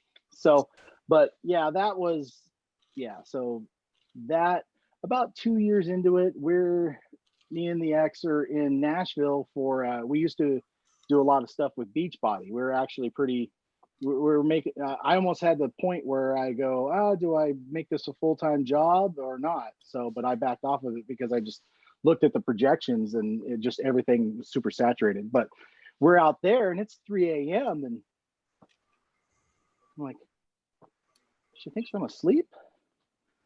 So she goes use the bathroom. I sit up, wait for her. Hey, so who are you texting at 3 a.m.? Yeah, come to find out, it's some guy that she's been coaching. I'm like, strike one, blah, blah, blah, blah, blah. Yeah. And then, And how far into your marriage was it at this point? This is about 1.5 years, 2 years. Okay. And so we go on. Go ahead. No. Give me more. So there we are. It's my 40th birthday. So that's 5 years ago. And I'm going through the Verizon bill. I'm like, why does that number look familiar? I call it, it's dude. And so I walk out because at that time we were kind of separated, but still living in the same house. I'm living in the office. She's in the bedroom. I'm like, so how's XYZ doing? And I'm like, yeah, text messages are lovely. Yeah. Yes. So we kind of, that was we were kind of separated for a little bit through counseling. We thought we got it worked out or whatever, blah, blah, blah. But just her family just kept piling on when we moved back up to here. And then that was the Tinder thing when I came back from Pocatello. And that's when I was like, I'm done. Wow. You can only do so much. And it's like, but come to find out, talking with her baby daddy, that was her pattern, is that when things got hard with men, she's like, oh, we need to separate, we need to back off, need to take a break or whatever. I can kind of understand that a little bit, all right, we're gonna take some, we're gonna deal some things, yada yada. But when you're in a relationship and a marriage, that's, if that's the hard stuff and you're having an issue with, then man, there's harder issues than this. And and it was mostly about finances. I mean, at the time, the December before my 40th birthday, we had zero money for kids for Christmas, and and I don't have a problem talking about this. I had a plan to kill myself because that was a financially better option for my family than what I was looking at. Like, I had a legit plan and stuff like that. And so, but is it going to be in one of Whitney's apartments? No, because she would need it a little more closer to home, so that way it really messes with the family. Because you can separate work and personal life, but when you've got brain matters splattered everywhere, that's really bringing it home. Oh my! Just make sure to include in your plan someone to go in and clean up after you before I have to go. I'll have a card. Okay, that just you'll have to pry it from my cold dead hands. But so how serious were you about this plan? I mean, that sounds pretty serious. I walked into the VA on the 23rd of December and say, I need help. That's how serious I was. Wow. I needed help. And, meds, counseling, stuff like that. I got myself, I did a lot of work on myself because I came to the realization is that is a temporary solution. No, that's a permanent solution to a temporary problem. Absolutely. And it really, a lot of guys I know from Iraq have killed themselves, unfortunately. And you dig deep down inside and go, what did I do wrong? There's not much that you can do. You just got to keep, I've got a few select vet friends that I keep in really close contact with because they've experienced the same things. Like one of my best vet friends, he did a second tour in Iraq, and his buddy said, "Hey man, I'll drive the truck today. You run the truck." Okay. On that mission, that buddy lost both of his legs. How bad do you feel inside for that? It's a survivor's guilt kind of stuff. So, I keep in really close contact with a lot of my friends because I didn't have that then. I just had to dig down deep inside and find that to get myself up and out of that situation. Yeah, there was meds involved, but did they put you in the hospital for a while? I mean, normally if you're okay. No, because we basically sat there and talked with a bunch of counselors and stuff like that, and we worked through a lot right there. It was at that time, the Salt Lake VA actually has a pretty good trauma unit for that kind of stuff. Like out where I live, man, if you're a vet and you have issues, the best thing you got is a phone call, and that's but to actually have people there say, man, we love you, we care for you, we don't know you, but we're going to try and do our best. That's really meaningful. And so I spent the day there, but then I'm here now. What did you think was your downfall, the path that led you down to that thought process? Was it the relationship? Was it? It was the relationship, and just looking at I couldn't make enough money to pay things off. I've got when I got divorced, I was paying let's just say I was paying $2,700 a month. Yeah. And as a contractor, you can do that if you live meagerly. But I took on another family and trying to help pay bills and stuff like that. Just between the relationship and bills compounding and making sure I'm making my payments and stuff like that. Cause I don't, they don't, really hardcore guys who don't pay their child support. Those guys go to jail, but not the guys that are, behind, like I was a couple $1,000s behind, but it was really, really weighing on me. Because that's my kids that I'm trying to support, and then I'm trying to support another family. So that combination, and then having not a non-supportive wife was really, really hard because, I'm sitting there trying to do everything I can. I'm working a full-time job. I'm driving Lyft. I've got some VA benefits coming in, it's all that kind of stuff. That's crazy. I didn't have those issues. Like I tried to kill myself when I was in 4th grade.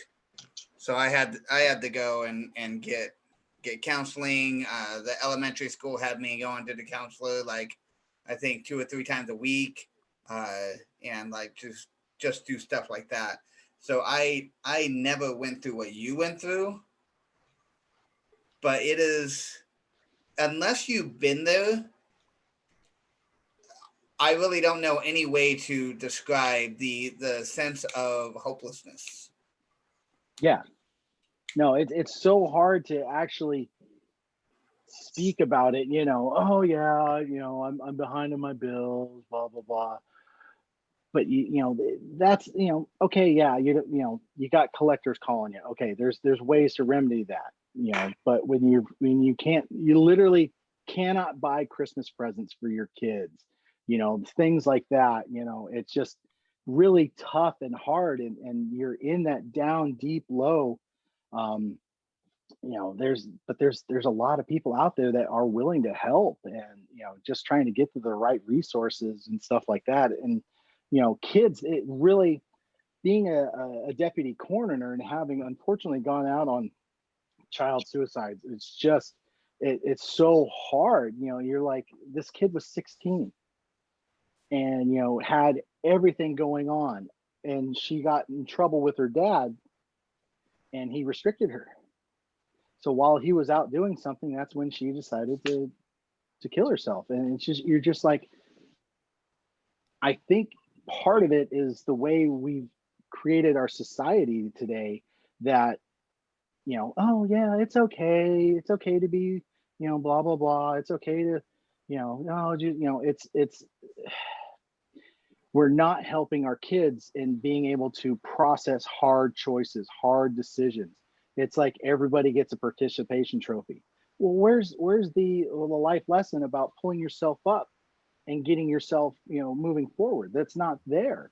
I'm all for kids, great job, you tried your hardest. Well, I don't get a trophy. Why does Billy get a trophy? Well, because his team won, Oh yeah, they won the state championship. Dude gets to go home and screw the homecoming queen. That's Wait, I love The Rock. The Rock is awesome. Losers always whine about their best. Winners go home and the prom queen. Exactly. But teaching our kids these days that it's okay, it doesn't set them up for success, because the hard choices in life, decisions that come on at 15, 16, 17, that we're losing that generation. COVID's not helping with, them being at home for school, but just that the drive and, to do better, we don't have that anymore.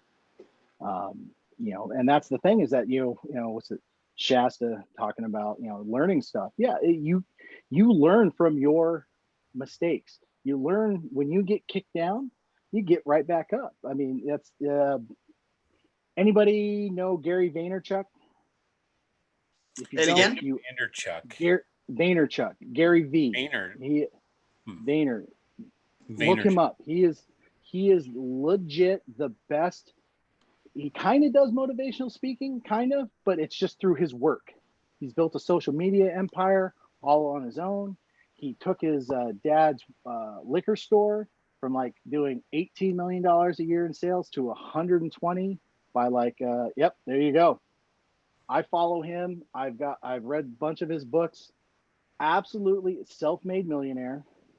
He's just brilliant. And it's all about, oh, you don't make enough money? Well, go figure out a way to make more money. Go do XYZ. Get yourself out of your situation, Sitting he at can't be home. that much of a winner. He's a Jets fan. I don't think they've won a game all year. So, well, he doesn't always pick the winning teams. Well, when you grow up, I mean, you're a Broncos fan, but We've had conversations about that. Yeah. Well, we're not as bad as the Jets. No, the Jets are horrible, absolutely horrible this year, and I'm surprised the Seahawks have as many wins as they do. But yeah, but his thing is that just quit the excuses. Don't get yourself up from your bootstraps and move on. If you want, I think one of his things is like, if you want the bling bling, you got to go work for it. You don't. Oh, give me. Oh, I have a YouTube channel. Give me. All these kids today. Oh, I want to be a YouTuber. Great, work on it. Do the hard work. It's all about hard work, laying that base, laying that foundation to build yourself up to be way better than what you are. And if you're in a position in life and you want to do better, do it. I mean, that's, I wanted to be an elected official. I paid for all of my own campaign. I did it on my own because I wanted that pure, nobody gave me money. I did it on my own, and I won. It's a matter about the drive and being able to instill that in children these days. It's just, it's so hard, with the way the world. It's okay. Here's your participation trophy for 12th place. I just got done playing. I was teaching my kids how to play Egyptian rat screw, and the 7, 5, and 4. So I was like, all right, we're gonna tailor the game a little bit. Be like, all right, anytime you see a heart or you see a jack, you got to hit it, and whoever gets the most cards, then you win that round. Well, my oldest son won, and my other two basically just lost it. And I was like, all right, that's okay. And then we did it again, and then my younger one won, and my oldest son lost it. I was like, dude, all right. So yeah, we definitely need to work on this whole losing is okay. It teaches you how to win. I seriously hate playing games with my kids for that reason. Like, someone always has a meltdown. It's annoying. Yeah. So Chris, all Yeah. the stats say that there's been like more abuse, more suicides with COVID. Have you seen that in your work or? The abuse, as a city councilman, I've seen the numbers of responding to domestic violences go up a little bit in the city. And granted, it's only a city of 2,000 people, but I've seen it. I've seen the national numbers of suicide. We haven't had that many suicides in the COVID time, which is I'm severely thankful for, because that just means there's people around to help other people, but Yeah. Well, it's national. 13 Reasons hasn't come out with a new season yet, so. That show 13 absolutely Reasons. makes me feel so depressed. After I watch it, like I want to kill myself. What's the Right. show again? 13 what? Reasons Why. It's on 13 Reasons. Netflix. Yeah, It's you about haven't somebody seen who it? kills himself. Okay. Yeah, it's about a girl who gets teased in. She has like some situations happen. She gets raped. She feels like the whole world goes against her to a certain extent, and she doesn't talk to it about her parents. And so she finds an old tape recorder, and she makes 13 different tapes, and it's for 13 different people and the reasons that she has for why she killed herself. And so after she dies, these tapes get circulated by those kids, and so everybody's like blaming each other, and the show like shows her reliving those experiences through each one of the tapes, and then all of the situations that are happening as well. And then at the very end, it shows her like committing suicide in a tub. Once that came out, there was a huge spike in teenage suicides, like for the next 4 months afterwards. I do think it like shines light on a lot of issues that aren't talked about enough. And I think that there's a lot of good to it, but it's very triggering for sure. Oh yeah. No, I mean, I couldn't understand. For me, that's a horrible reason. I mean, like, so, we've all got kids. My daughter she went to Marysville Pilchuck High School north of Seattle, and she was there when there was a school shooting. Absolutely one of the most heart-dropping situations. I'm in Utah. She's up there. Me and my ex, we don't have any communication with her. But, all these kids shootings are, kids that like, oh, once I kill these people, I'm going to kill myself. I'm going to be, they're going to be thinking about me. They're going to be, they're going to memorialize me. I'm going to be famous. I'm going to be famous. And it's just like, that mentality is so horrible because it's less than 15 minutes of fame. You're remembered and then you're gone. Yep. There's no turning back. There's no memorials. Like here, we had a kid get killed in a car accident.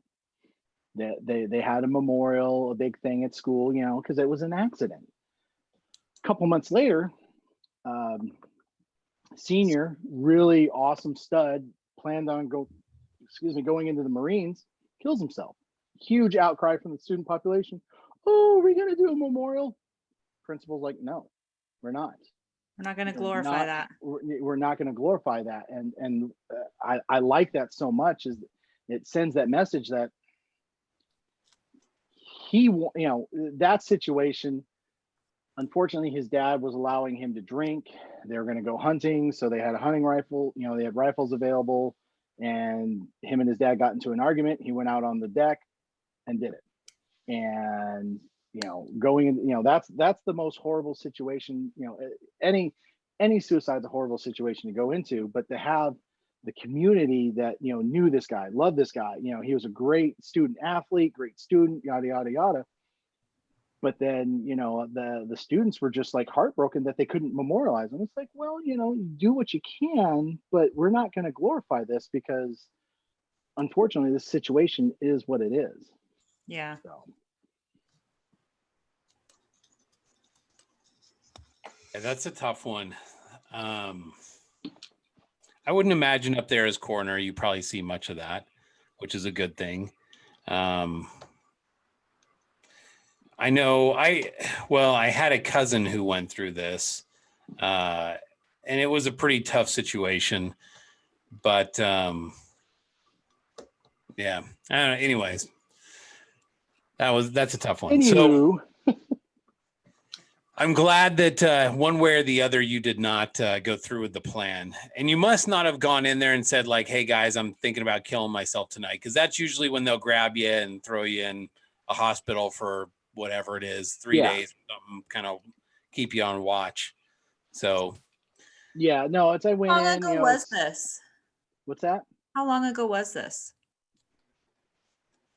Has it been a while? 5 years. 5 years. Okay. Because I mean, you seem to be in a good place now, obviously. Well, yeah, no, and it's all part of that, realizing the low and pulling myself up out of it, because I've got things to live for. I got things to do for, trying to be here for people in my life is super important. And, oh yeah, dad's a vet and he died. I got his flag. What do you do? That doesn't, how far does that go to helping my daughter, with college, or my son's got an issue, or, I'm not there to help them, so, that's, when I went in, it's like, hey, I wanted to kill myself. I need some help, so that's why, we're able to, get me in front of some people, talk it out, give me some meds, which I don't take meds today. So this is all. Hey, even if you did, natural. That's fine. No, I no, and that's kind of like putting it out there that you're not on drugs anymore. Well, but I mean, there's medications out there that are super helpful. And at one point, like when I came back from Iraq, I was on 11 different medications. One to go to sleep, to keep me to sleep, to da da da da da da da da da da da da da. And it took me. So I got up in the middle of the night to go use the bathroom. So I'm standing there peeing. Next thing you know, I wake up next to the toilet. Huge hole in the wall, hand in the toilet. My baby mama, was like, oh, are you okay? No, she just rolled over in bed. So I was on like all fine, those meds. Like soaking my hand in the pee bowl. So yeah, I'm doing great. Go back to bed, honey. Nothing to see here. All right, no, nothing to see here. But that's when I realized I'm like, I'm on so many flipping meds. And I started doing my research and stuff like that. You know, you take this med for this med, this, and I'm like, I'm done. They wanted me to take 3,600 milligrams of ibuprofen every day.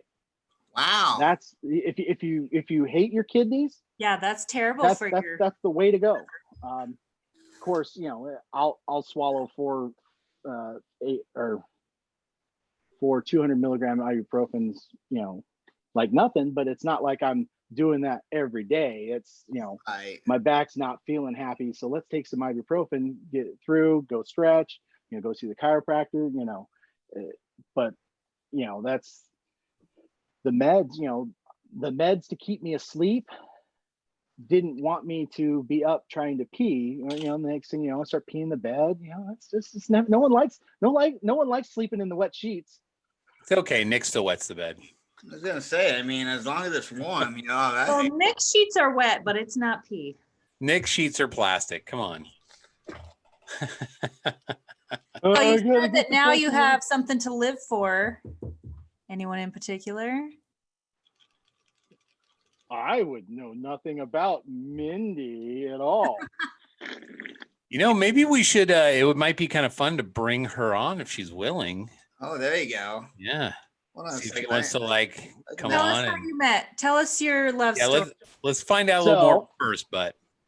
So through the Marco Polo single mingle stuff, that's how I first met her. And what's funny is in the couples group that Nick started, we were talking about first polos, and my first polo to her was giving my condolences because somebody that she was starting to get close with unexpectedly passed.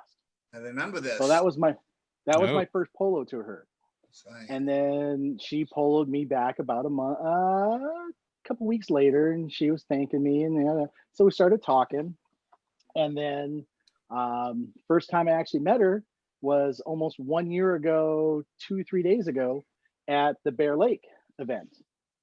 Everett, oh no, that's right, Everett, you weren't there. Sorry.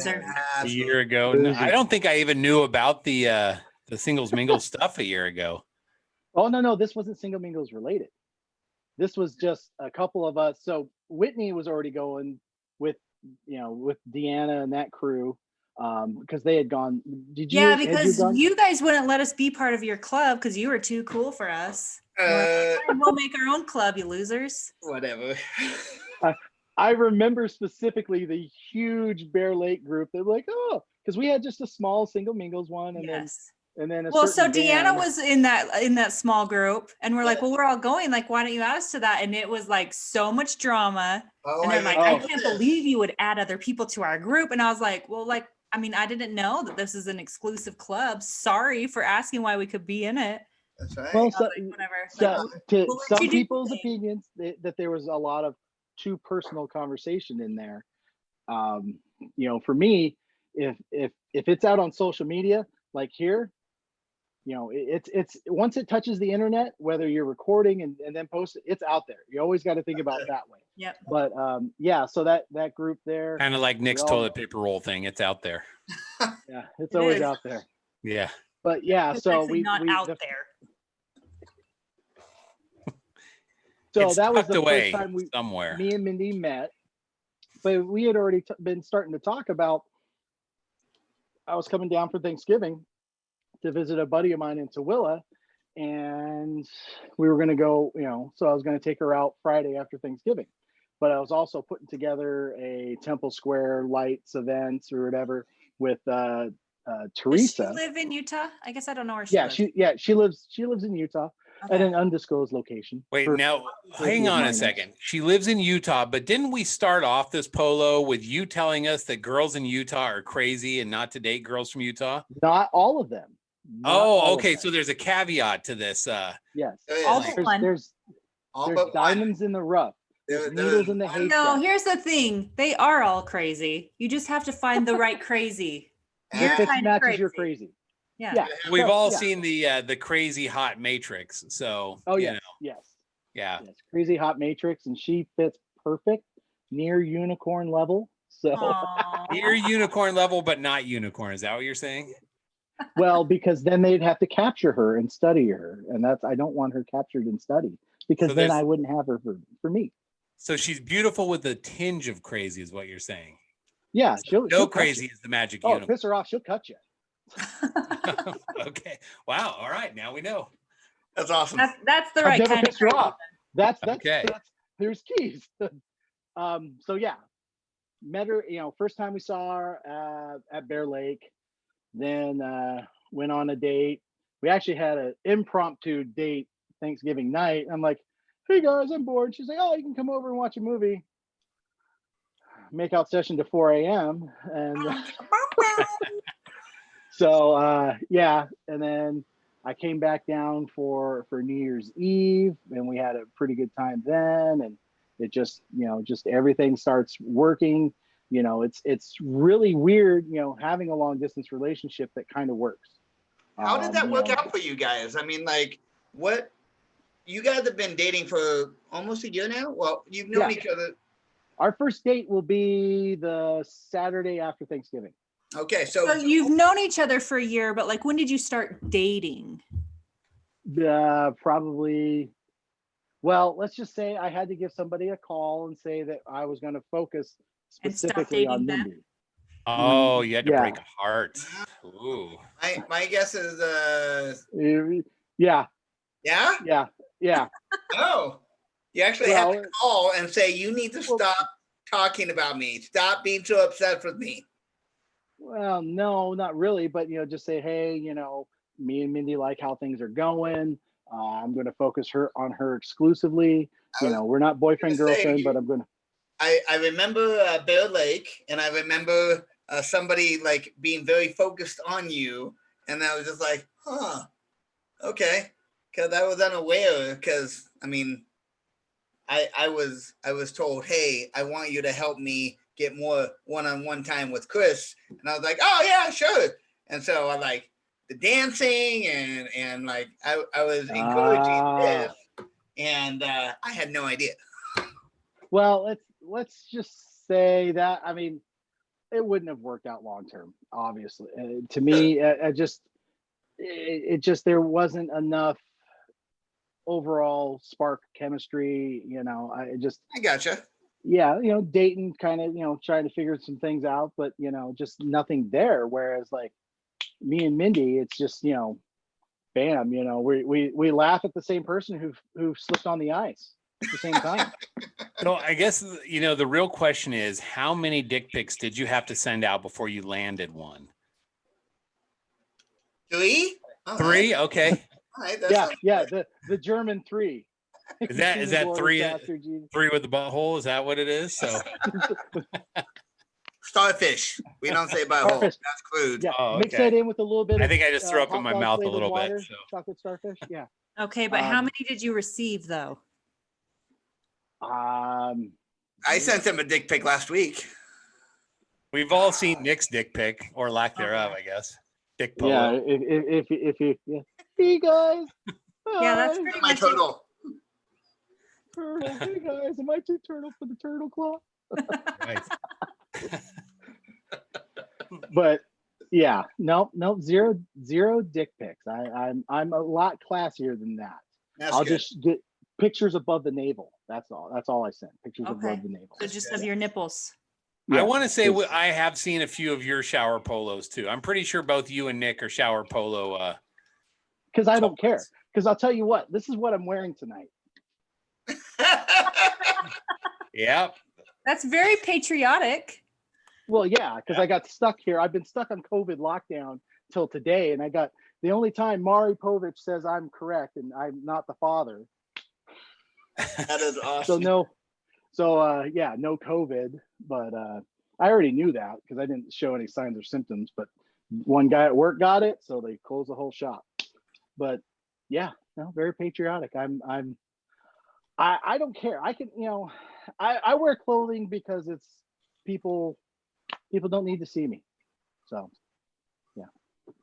So do you have any plans for this relationship? We've been talking, we don't have anything set in stone. The biggest thing for me right now is that if I need to be able to find a job in Utah that affords me to be able to pay my bills and contribute to the family. That's for me. Have the discussion of moving down there anyway. Well, yeah, because I mean, that's, we've been dating for a year, and I unfortunately I've seen it. The 3 months or less COVID. Oh, I love you. Let's get married. It's like as soon as that return missionary comes home, bam, 2 months later he's married. It's like, you guys chill, take some time.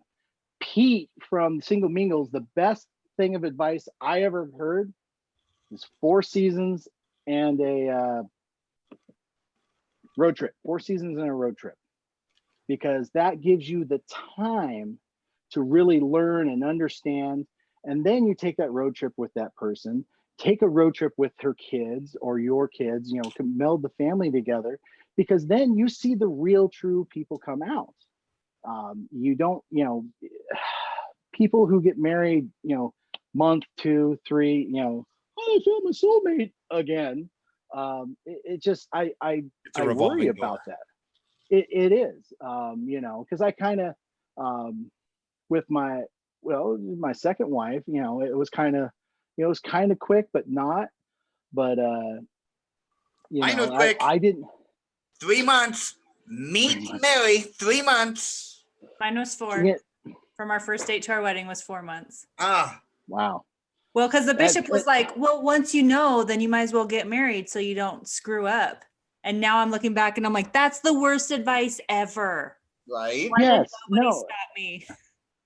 See, it's like, okay, I get it. You've been on a mission for 2 years, and you've been writing and calling, and now you can email and you can Skype and whatever, so you can develop a relationship and you come back. Okay, I get that.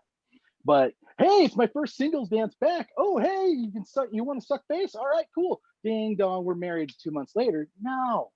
Oh, COVID happens. Oh my gosh, it's the end of days. I need to marry somebody. No, spend the time. It sucks. Dating sucks.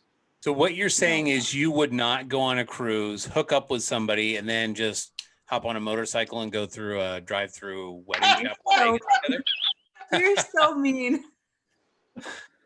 I mean, Okay. I love those two. There's a lot of backstory that we do not know about how much that they did spend time with each other prior to that. Prior to, because I was talking to that person, not as a relationship, but as a friend for a while before that cruise happened. So there was more going on before the cruise, but they just happened when they were able to spend more quality time 24/7 on top of everything going on. On top of each other. Yeah. I'm not here to judge what adults do. So this will be number 3 for you though, right? Yes. Okay. All right.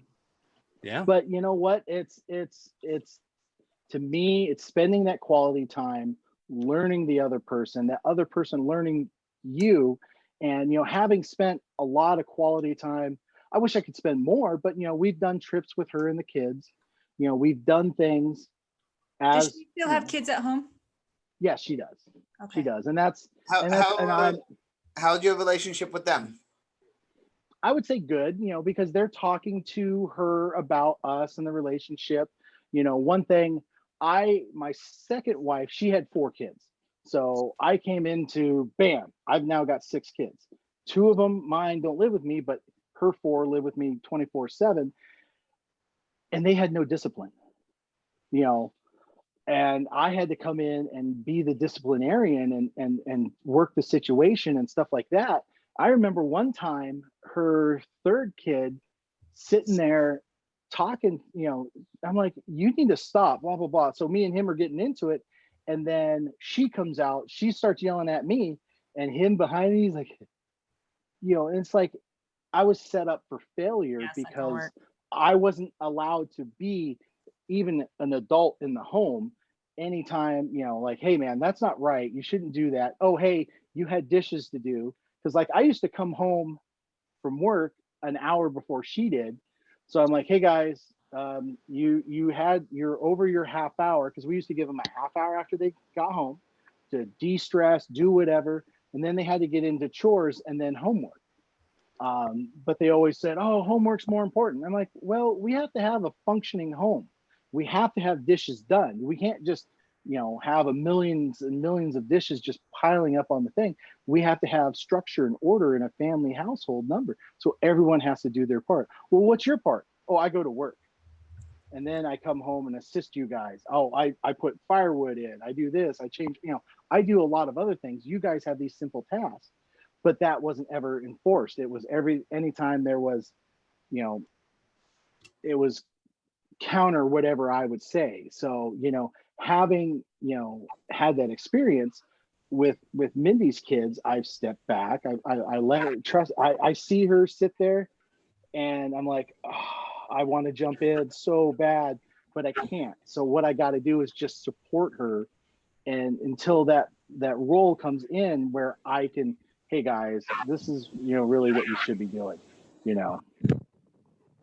Hey, Mindy, let's hear your side of your love story. We can't see you. Your camera's not on. Well, you got to uncover your camera.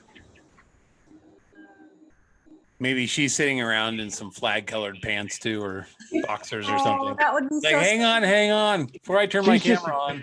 She's just sleeping in a blanket wrapped of freedom. Oh, I don't know. I started my video, but I don't know why you can't see me. I have a new computer from work, so. Okay, let's hear your side of the story, Mindy. Is it the same? Well, it is. Saw each other and just fell in love? No, that's not quite true, but because there was another person in the picture, but no, it took a while. I mean, after we met in person, I more wrote him off as a friend, and You friend zoned him like the second that you met him? no, not the second I met him, but I came out of the friend zone. Remember, you heard that here. It's possible. he was, I mean, everybody in that Marco Polo group was just a friend at the beginning because I was interested in this person that did end up passing away. So you both had another person. Yeah, but mine was just the beginning. Like I had gone on my first date with this guy and we had become like best friends. Okay. And then he unexpectedly died from health reasons. And so Mindy, can you talk closer to your mic? I'm having a hard time hearing you. can you hear me any better? I'm filling up on my Keep water. talking. We'll I'm see. listening. It was getting pretty tough to hear. Keep talking. Okay. Sorry. Can you, I don't That even- does sound a little better. That is better. Okay. So anyways, it took a little bit of time, but when we met in Bear Lake, it was fine. I mean, we were friends and but yeah, he had a certain somebody hanging on to him the whole time and so when he we really need to just like throw a name on this. So throw out an arbitrary name like Camille. Okay, so let's throw out like a random name. Your random name. So but it was fine because I didn't really feel like I was ready to date anyone anyways at that time, but I was we had spent a lot of time talking and he would kind of throw things out there, but again, it was like, I don't really know where he's going with this. So when he was like, hey, when I'm coming out to Utah for Thanksgiving, I'm trying to fill some slots that I have open. So he never came out and asked me out on a date. He was just like, I'm trying to fill some slots. I was like, That makes a girl feel special. yeah. It was like, I can pencil you in on my dating calendar. All right, right here between us. If I have some spare time. Right. which, he took out my friend during the day. I find out later. wait, he dated your friend first? No, I took Teresa out. We went shooting and I took her out to lunch and because we had also were talking. We had already had a date. You sound a planned. little I'm bit like, like a man whore. Yeah, he really was. He told me at one point, he's like, every girl in this group is an opportunity or something like that. for shame. So that is another thing that makes a girl feel really special. Yeah, I was gonna say. And at that time, I was interested but not interested. And I also knew he was in Washington, and I don't do long distance. So At least not for a full year, right? right. Well, that's Right. it's a game changer. Chris is a game changer because, and I've told him this even just the other day. I said, if it wasn't for you and your willingness to make it work, we wouldn't have gone as far as we have, because I've always been like, no. I mean, I had talked to guys long distance, but nothing ever came from that. I never met them, or we did end up meeting if they came here, but it was like, yeah, this is never going to happen because you live in this state and I live here and I have young kids. And so. So That's one thing that I've noticed with a lot of the long distance relationships. Christian alluded to this earlier, but when I was dating Tracy and everybody started pairing off around last year, I set up this group for couples so that we'd actually have a place to go and talk about couple things. And then when Tracy and I broke up, the rule that I set up with the group was, if you break up, then you're out, both you and your partner, because it's a couples group. So I kind of had to turn the reins over to Chris. And but one of the things that we talked about in there a lot was, how do you make a long distance relationship work? What are the different things that you're doing to show your effort, to show the other person that you are invested in this? And one of the things that we came out with was, unless both parties are equally invested, the long distance relationship won't work. So what was it that you guys have done that have really helped your relationship, being so far apart from each other, to show each other that you're thinking about each other? What have you found has been most successful? We share cheesy "I love you" memes all the time. No, but So- it's the everyday talk. You know, there's so many ways to be able to communicate. I mean, you know, we have Messenger, video chat, and we have texting. We have Marco Polo.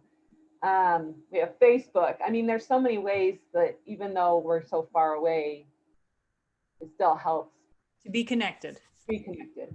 Yeah. So I mean, anybody that's been on any of these groups for any length of time probably knows, I would say the majority of people on here have been married more than once, twice, 3, 4, I don't know how many times. And so I see a lot of people going through and they do the same things and they're expecting those different results. And we always hear that as being the definition of insanity, right?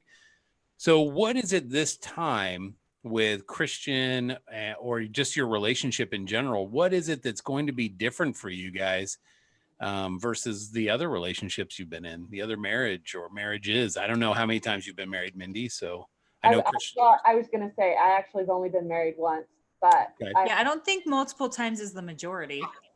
well, I think I know a lot of people. I don't know about the majority, but a lot of people. I think there's a lot of second, like, whirlwind marriages that happen, and that's why you see multiple. I'm like, but I've been divorced 7 years, so I haven't been married multiple times, but I've been single for a long time. So I don't know. Okay. So then maybe that's a question for you, Christian. Like, what, when you got divorced the second time, were you like, okay, look, this time, if there is to be another time, I've got to do X, Y, or Z differently? Well, that's go through that process. Yeah, no, and that's one thing that me and Mindy have talked about, because I'm putting in a different kind of effort. I'm, you know, taking the time to learn her kids, because the second time was just kind of just wham bam, thank you ma'am sort of thing. In a way, I mean, you know, we went from talking to dating, you know, to living together in 6 months. And we were married, you know, then we were married. But it was a lot of like, let's see, here, what is it? You ever seen the movie The Heartbreak Kid? Ben Stiller marries. Yeah, Ben Stiller. Yeah, you know, it's like, oh yeah, I've got a deviated septum. But then after they get married, oh yeah, I had a coke problem. That's how you get a deviated septum. Is, you know, it's things that, you know, like, oh well, I did, you know, learning that other person up front creates such a better environment to create a relationship, because sitting there, you know, just bam bam bam bam bam, and then, oh yeah, we're married, and then now you've still got to learn more things. Granted, you know, we've taken some time, but like if me or Mindy were to get married today, we would still have time to learn more about each other and grow. Whereas, you know, we're set up for success. We're not set up for like, oh, I didn't know that you had a, you know, 15 different, you know, exes or whatever. You know, we've the skeletons are out of the closet. There's nothing. I mean, there's nothing out there, you know, which is good to have. There's nothing. There's no secrets to hide. There's no like, oh, I don't want that person to learn that portion of my relation. You know, it's just learning. It's so key. You know, and that's why I unfortunately fear for a lot of people that we've known who've gotten married in 1, 2, and 3 months, because there's just, I think it's more convenient, and more people feel like, oh, I enjoy sex, and I'm only going to be able to have it through marriage, so I need to get married, and you know, sometimes that happens, and some people just married because they need that second person, and like, oh, someone's paying attention to me. So if that makes any sense, then you guys can put it in the book. I think that's pretty spot on. I know that's kind of a big push to get married for people who are, for lack of a better word, trying to do what's right. You know, they get in these relationships, maybe they go on a cruise, and you know, things happen or whatever, and they think, well, we better go get married, or they want things to happen and they're doing what's right, and so they go get married so they can go have fun, and then that's always a bad thing. That's, as guys, we call that thinking with the wrong head. So the I don't know. I think that there is also the aspect of what stage are you in life. Because if we're talking about Michael and Edna, we're just throwing the names out there. I'm just dropping names now. Okay. Yeah, it's out there, right? If we're talking about them, then I think that they're in a different stage in life than I am. And I've got 3 kids under 8 years old. I think that I think you're at a different stage than I am as well. Now, how is it with the whole dating people that have kids and your kids are already out of the house? I mean, how do you deal with coming into a situation like you did with your ex, where you're coming into a situation where you've got kids that are not yours? Well, yeah, and that's one of the great things, and that's why I've done things differently. I've stepped back, watched Mindy, support Mindy, you know, and tell her after the fact, you know, when, you know, like, I really wanted to step into there, and let her know and talk to her about that. Whereas before, I was just jammed in there like bam, bam, bam. I am the adult male in this house. I am the alpha male. You know, right. I spent so many, you know, the 12 years I was in the military, I was running with alpha males all the time. Special forces guys, I had to do things to make sure they understood. I'm not just some combo punk. I was a guy who's been to Iraq, who's kicked in doors, who's done things. So, you know, I have that, you know, and I can bring that out pretty quickly, you know, drop that alpha male, just like we're gonna go head to head and you ain't gonna like it. But I can't do that, because that does not create a long-standing relationship with Mindy and her kids, because then it's the kids have the opportunity and they'll do that. If anyone tells me no, kids don't do that, they do it. They will see weakness and they will go for it, and it will drive a wedge. And with any relationship, whether you're, you know, just dating, long-term dating, you know, engaged, marriage, it's got to be a common front. And if they're not your kids, you got to back up and support that other person. And then as time comes along, like a book that we've shared in the couples group, it talks about not blending families, but slow cooking. It is the best metaphor I have ever heard about in a second marriage situation. You slow cook, you bring things up slowly. You don't just bam, throw it in the blender. You'll just chop it right up. Most people that just go right into that, not building up that slow cooking that Chris is talking about, the success rate is not very good. But building love together in blended families. The same guy that does the 7 love or the love languages stuff, yeah, I'm not a I never thought I'd be a guy that would read those kind of books and stuff like that. But they have great points, and this guy specifically hits on a lot of stuff that people in second marriages are essentially doing wrong, and it sets up that marriage for failure down the road. And just his approach and talking about supporting that spouse that is the primary, is the blood parent of the children, supporting them, and then as things go, then it'll come naturally. To force it is to force yourself down the wrong path. So Mindy, how do your kids feel about your relationship, about Chris? Like, have there been any difficulties with your kids? Have they struggled with anything? 100%. Like I said, I've been single 7 years, and how old are your kids? So my son turns 13 on the 20th, and my daughter just turned 10. And when I got divorced, my daughter was 2.5 and my son was 5. So they're a little younger.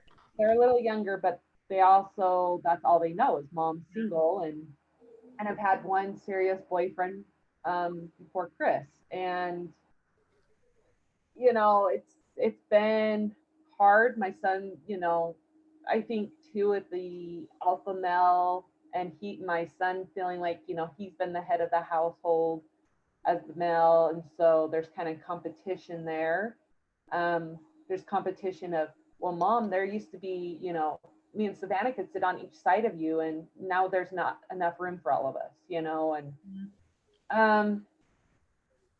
it's been hard. And there's times where I just have had meltdowns, and because I'm just in the middle.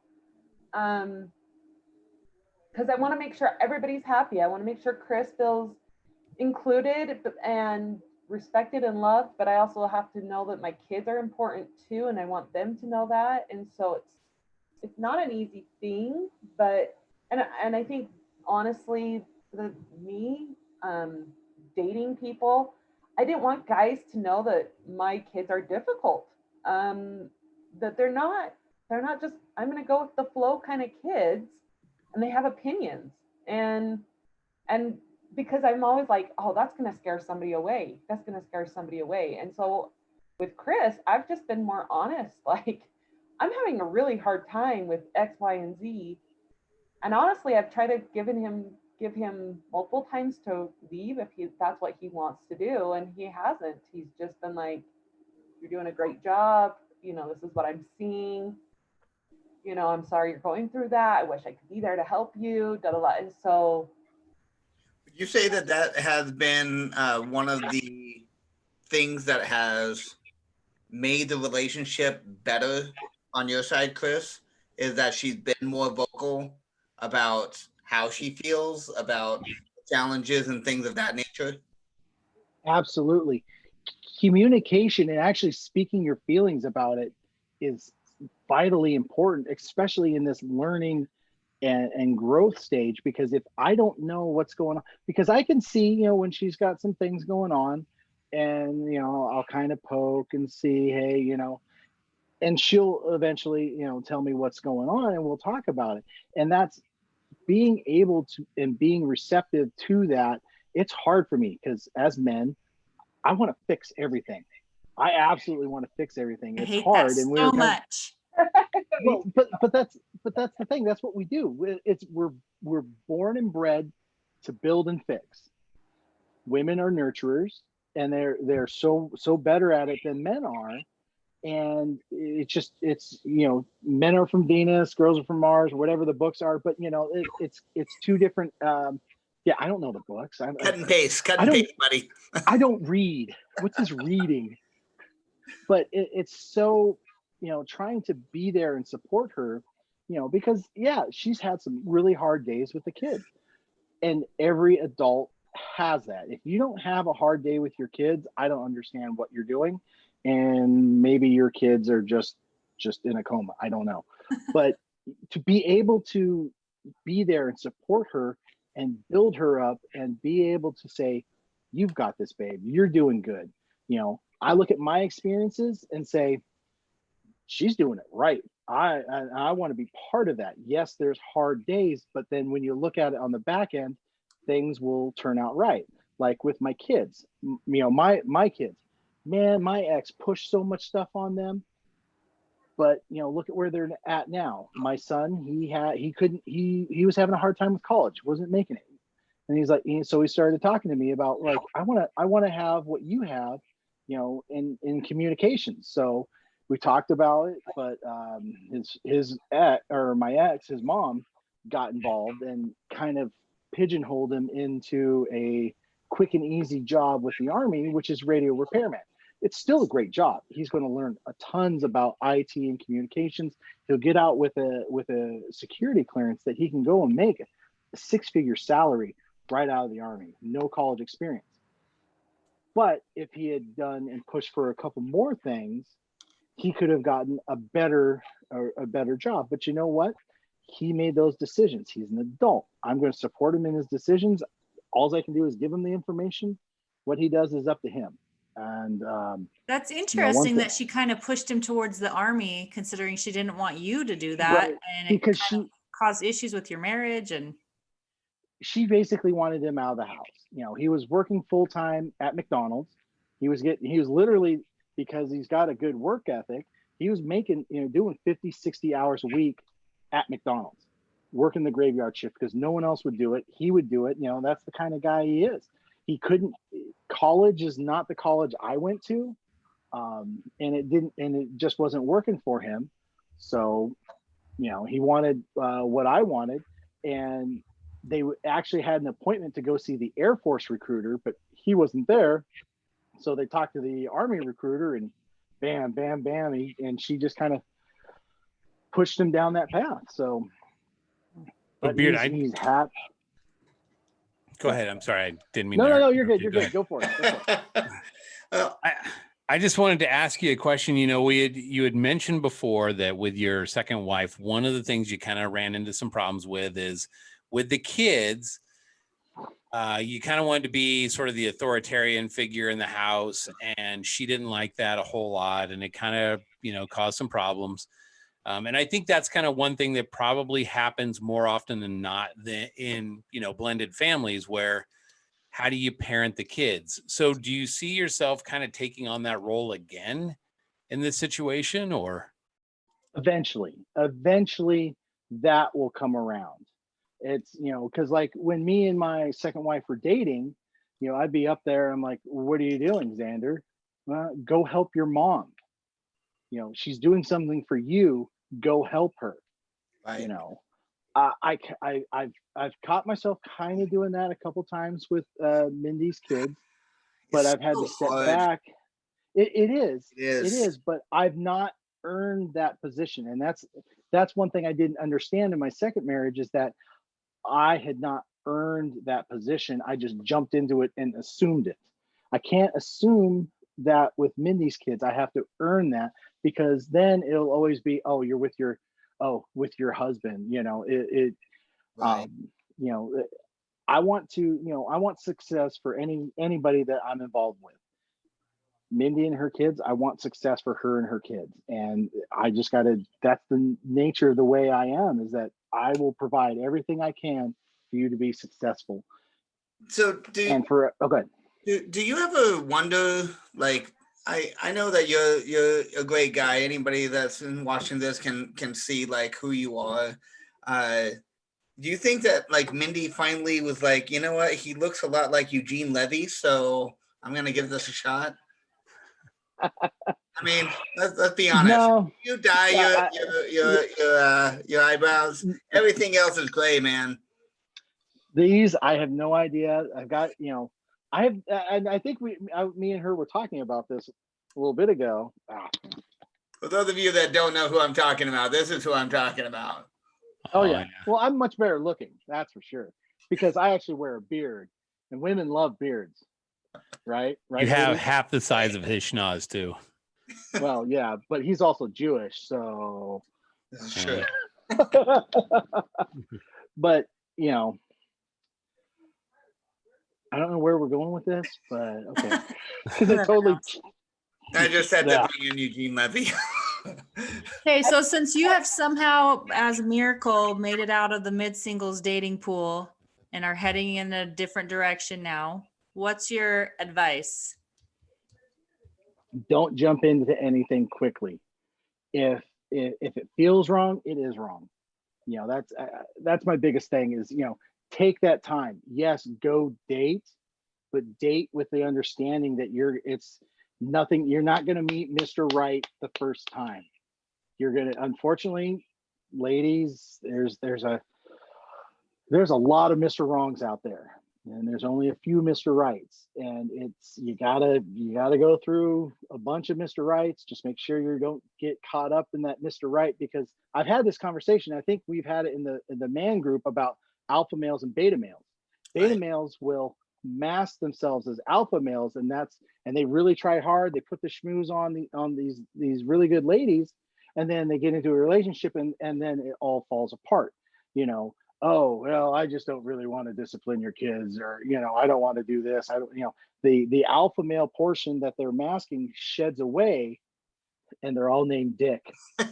Well, we prefer Richard, but Richard. But yeah, it's just take that time, learn that person, find that person, because one thing I've seen with all of these relationships that have been quick to marriage is that these beta males who aren't going to treat a woman correctly long term, all that starts fading away within 3 to 4 months, and then the real beta male comes out that they're not going to be able to support you physically, emotionally, spiritually, financially.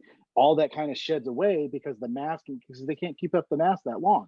Right. And granted, there is beta males in situations with ladies, and they work because that lady's more of an alpha to take over that beta.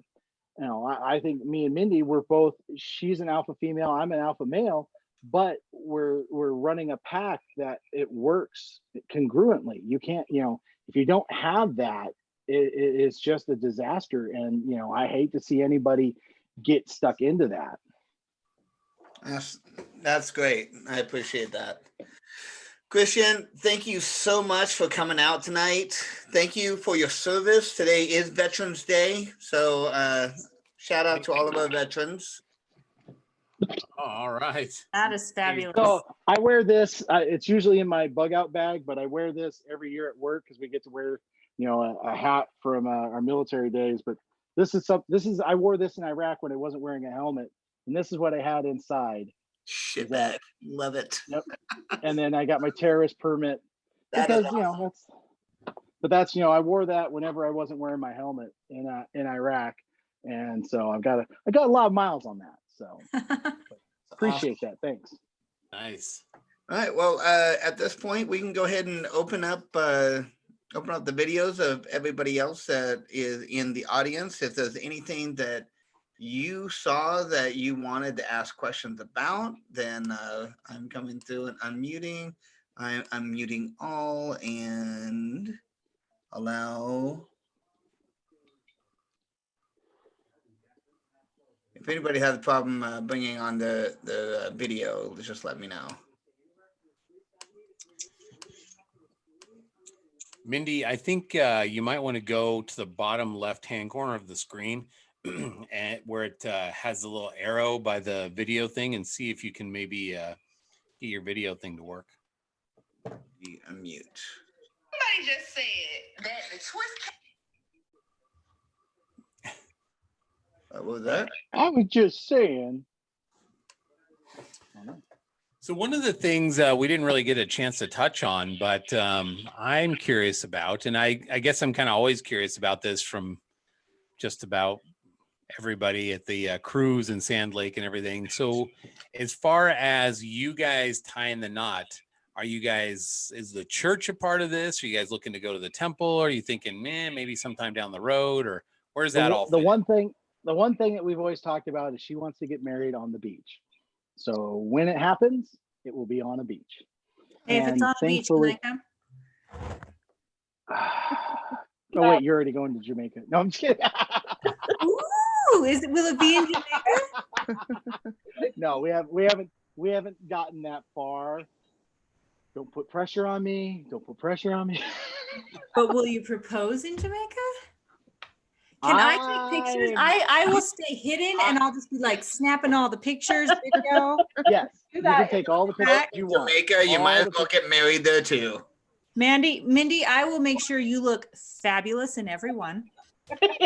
Chris, I don't care what you look like, but Mindy, Dude, I will make sure that I'm you just look fabulous in everyone. So well, you got to go to Jamaica first. yeah.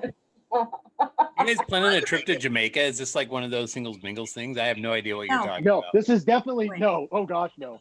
This is Deanna. Deanna started it, and I'm like, oh, cool. Oh, Chad and Sarah are going? Okay, for the record, no. No, Deanna didn't start it. That's how it came across to us in the Balls and Chains Nick's old group that he started. So that's how it came across, and then I'm like, oh, cool. There's other people going. Oh, cool. We know them. Awesome. Yep. I know that you're the one that started it, but Deanna kind of pushes it in other groups, so she becomes the face. I know. Everybody's like, well, if it wasn't for Deanna, none of us would be on Marco Polo. And I'm like, false. I was on Marco Polo before I ever even knew Deanna. I started this traveling group. Vegas was my idea. I made all the Marco Polo groups. So this Deanna can be the queen. This trip is a trip that's happening in May. Thank you, May. That's right. I actually want to elope, and I tell nobody's coming. So We do it. I want to go on the beach, elope, and then straight to the honeymoon. I've already done the temple wedding, so I don't need to do that right now. And I'd rather have like a big party afterwards. So, dude, let's go to Jamaica. That would be amazing. That'd be so fun. I'd be okay with getting married in Jamaica too. So I mean, we might just do that too, Chris. Let's do it. What? I'll bring my real camera for this. I got you. Why wouldn't you bring your real camera anyway? It's Jamaica. Oh no! And you guys want to go to the nude beach around anyway, right?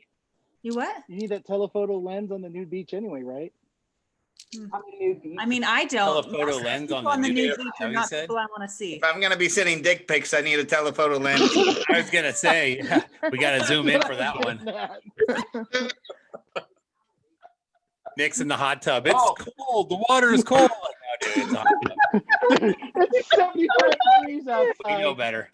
There are differences between a telephoto lens and a zoom lens. That is funny, right there. I don't know the difference between a telephoto and zoom that all moves and makes pictures closer, crisper, what have you. Well, we know that there's one similarity. You still can't see Nick's dick. So one way or the other. And I don't want to. Isn't it Neither right? do I. Neither do I. I can send you a picture after we're done. I'll send you a picture of it. No. Like, peekaboo. Look, I don't need to see the cocktail wing. I don't need to see that. We're sending it out to everyone. I mean, if you see it, you will never forget it. That's for sure. It's burned into my brain forever. No, wait, I have seen it. Yeah, when you see it, the first thing that comes to mind is Little Biscuit. The poor thing. Oh, I was in the pool. years ago. True. No, Hey, I you think know what? You wouldn't Deanna- laugh at somebody that was in a wheelchair. Yeah, they, If okay? it was you in a wheelchair, then yeah, we would. Yeah, This is true. We would if it was you. I think Deanna shared it with us somehow. Oh, yep. Oh, did you? Deanna, yep. Can What's you that? share it on here, Whitney? You went to the wedding. Whose wedding? Lotus? No. Dan. Chad Dan. and Sarah's? Oh, Chad and Sarah's. That's right. Chad and Sarah's. That's Yeah, what. probably. Yeah. Well, I don't know. Yeah. Someone should share it on here. I think Whitney's got it. Yeah, I Deanna. don't. pulled it out. Deanna does have it. I know she still has it, but I don't currently. Oh, and she'll know where to find it too. Oh yeah, I could get it within 5 minutes, but I don't want to see it again. Deanna, I need next day.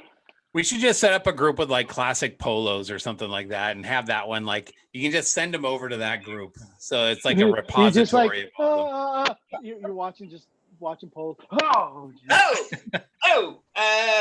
Oh. do you need medical help? You know, it's like a medical journal. I mean, it'll be like you have to have that picture and be like, this is the situation. Was Nick married to Lorena Bobbitt? What happened? That was the fix. Oh, That was the aftermath. was it a bad bicycle accident? That's a zero accident. Frank and beans. Well, this is what happens when you don't tip your moil.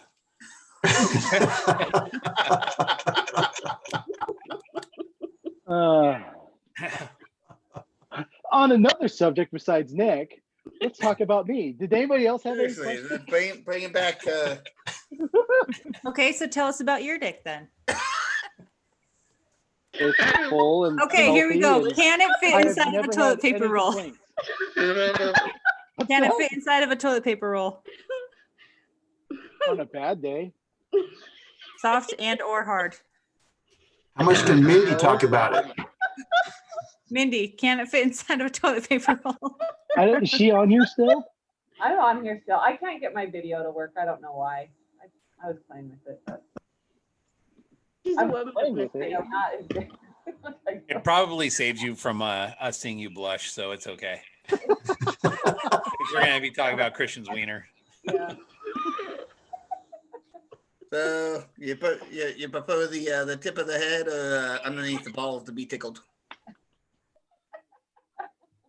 I'm just happy someone's playing there. So I get it. Yeah. Good times. Hey, so what was that book that you showed earlier by the guy that did the 5 love languages? yeah, the building love together in blended families. Just plain selfish. Oh, it's starting to play. Yeah. Gary Chapman. Okay. Really good book. Really, really good book. Anytime that we have like book recommendations, I put it in the chat box. That way, when we put it out on the YouTube video, we try to put all the other stuff in there too. Yeah, no, it was actually Chad and Sarah recommended it because they listened to it on the way from LA to Vegas. We went to Vegas for Mindy's Mindy's birthday. Yeah, so we were talking about it, and and they spent the whole car ride listening to it, and so we started talking about it. It's really, really good. I recommend it definitely. Nice. Okay, All right, so I what had else? a question. Yeah. What kinds of questions did you think they were going to ask you? I told them anything under the sun. I don't care because I kind of speak my mind. I'm an elected official. I have zero skeletons in the closet. I've had people try to do deep dives on me to find things and stuff like that. I am not a liked person by people of the opposite party. I am a very conservative guy, Republican. I've had people, but for me, I'm willing to hear and listen and talk to people. I don't shut out other people. But so I don't care any question pretty much is on the table. My life is an open book. Nice. One thing that I will ask of you is that once we get done here, within like a day or so, if you can send me a Facebook Messenger about me, that way I can post that on the YouTube video. Basically, Oh, like, kind of like a bio? yeah, almost like a bio. It Yeah, doesn't have to be terribly in depth or anything like that. It is a bio, not almost like, it is a bio. So almost like a bio, exactly like a bio, you know, almost exactly. Yeah, send that. Yeah. Like an auto bio. I bet you could do that in the airport, you know. I think What's that? I said, I bet you could do that in the airport, you know, you flying somewhere this weekend. So I've got things to do in COVID lockdown. Literally today, so I was on a 6-hour conference call, and I spent about an hour or two playing Xbox while, you know, I'm sitting there, you know, I had my mic off, but I heard the whole conference going. I know you were pulling during that conference call. Oh yeah, no, I always pull at work. I don't care. Yeah, especially when you have music on. Hey, look, Everett doesn't like my music. I know this, but I don't. Yeah, play that's music for one. Everett. That was a question I had for Mindy. Are you going to be able to handle that crappy music that he always listens to? Oh my gosh. He goes into the man cave group and is always playing his songs. And I'm just like, oh, I think I would rather listen to somebody like pee in my ear than this. So. Yeah, no. I really like how he'll have music playing and then he'll just try to be talking at the same time, and you know he'll ask how everything's going, and then yeah, you can't hear nothing. Yeah. That's because you're deaf. You not understand it. And besides, I can't fit this. There's no CD or record player slot in my truck. They have this brand new technology that just came out called MP3. So give that a shot. It's amazing. Is it like a Zune player from Microsoft? It's like a big cassette. Some people refer to it as 8-track. Why don't you just go buy some and you'll figure it out? Yeah. You mean some crap you're talking about? I used to love it before I got booted out of the group. So He's really great. He lets me listen. just because Nicky always used to complain about it. CD. There you go. I found these. I was going through a box. And I'm like, oh, these are some sweet old CDs. Beastie Boys, Paul's Boutique, Soundgarden, Bad Motorfinger, Stone Temple Pilots, Core. See, that's not bad stuff. It's the stuff that you're always like the C rap or crap that is always like being played now. That's just like, oh my gosh. I only do that for you. You know that, right? This is annoying. Oh. You know, I'm sure you've driven along. You've had these deep conversations, and probably you are the only one that's ever heard all of what you're saying, because everyone's like, yep, skip that one, listen to, done. Like, oh, this one's going to be like 10 minutes. Like, yep, out of there. So no idea what you're talking about. You could be like, hey, guys, just to let everyone know that this is a cry for help or whatever. We'd never know. We would never know. Like, yeah, we just skipped that one. Sorry, man. Where's Chris's crappy music? Oh, I used to listen to all of them. He killed himself. Brent was a trooper. I was couldn't a trooper. Like, yeah, skip that one. I watch them all, man. I watch them all. I skipped them all. In fact, I think at one Whitney point I sent a infiltrated our message man to cave. Nick and I was like, dude, what the heck? This is like 20 minutes long just of driving and music. Like, I know. I love can that. someone talk to him about this? Yeah, Made me feel like Nick home. was right. He would have this music on, and it was like blaring in the background. And you hear this. So, guys, I really want to talk about. And that would go on for like 15 minutes. Like, I don't know if he understands it. Nobody can understand what the heck he's talking about. But yeah, I loved it. Made me feel like home.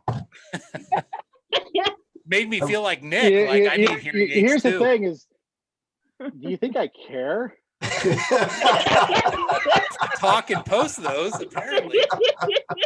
I will If say you anyone get that something out follows of me it- in the morning, that's probably exactly what they hear is like, and me like barely talking. Yeah. So what else? Come on. You've got the man, the myth, the legend, the beard. oh, yes. I mean, we could go on and on about like your I would like to pick your brain more about like your how things are going on your cryptocurrencies, but Actually thinking about that that. would Really like good. make everybody Really go to good. sleep here. Yeah. Really good. The market is up. I Yeah. put a bunch of money in the one I Yeah. mine, and You doing Litecoin? yep. That's right. Still mining Litecoin. Now, is it profitable yet? The setup I've got's been profitable for over 2 years now. Okay. How big Yeah. is your setup? I got 64 miners running. It's basically one of those sheds that you can buy on the side of the road with a bunch of miners set up in there. Mindy's seen it. I probably shared some polos. Yeah, you have. But, I remember. Yep. The great thing about where I live is cheap power, solid internet, and that's all you need. I mean, it's not so much about the bandwidth. Yeah, there you go. It's not so much about the bandwidth, it's about the consistency, because you're dealing with ones and zeros in small packages like Nick. But Oh, wait. you know, Oh, you got me. You got me.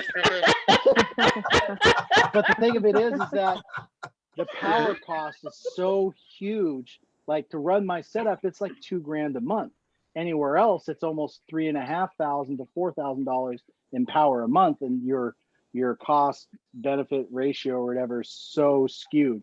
Because like I can, the market can go down to $23 a share, and that's where we need to start thinking about shutting the equipment off. Whereas most people start thinking 35 to 40, they need What to is shut off their Litecoin machines. trading at right now? Last I looked, it was like $59. Oh, that's gone up, because I think last time you and I were talking about this, it was around 40-ish or something like that. Yeah, I put some money in there just because I saw and I was reading the market. Yeah, and because Bitcoin has been trending up. Let's see here. Bitcoin's up from like 6,000 to 15,000. I looked earlier today. In the last month, Bitcoin has gone up from 11,000 to 16,000 in the last month, and the market follows accordingly. So, yeah. Yeah. But enough about that. Let's talk about me some more.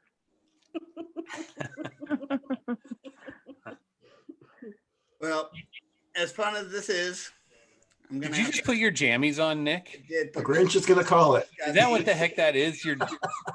Oh my gosh. Those are your jammies? The Grinch with a beard? That's a little scary. What is that? Is that a Clash of onesie? Titans. It's a Clash of Titans. You've got Oh my gosh, it is onesie. it's a mansie. He's got a mansie on. Something wrong with that. There's a lot wrong with that. Yeah. And it Real feels men nice. sleep naked, Nick. Learn that. Exactly. Well, Nick's got to have something to catch it in the middle of the night so it doesn't get all over the bed. So Oh, Something to soak it up. That's why it's so fluffy. the onesie's good because it hides the depends. So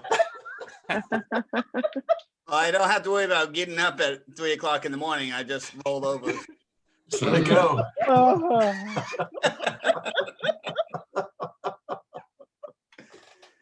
All right. Well, again, Theo, thank you for coming out. I know it was last minute, but you were a trooper, and we appreciate it. You guys are welcome. I appreciate the opportunity to tell my life experiences, and you guys laugh and cry and share everything. I did. I cried many times. Why am I Many on times. this? So many times. Why am I here?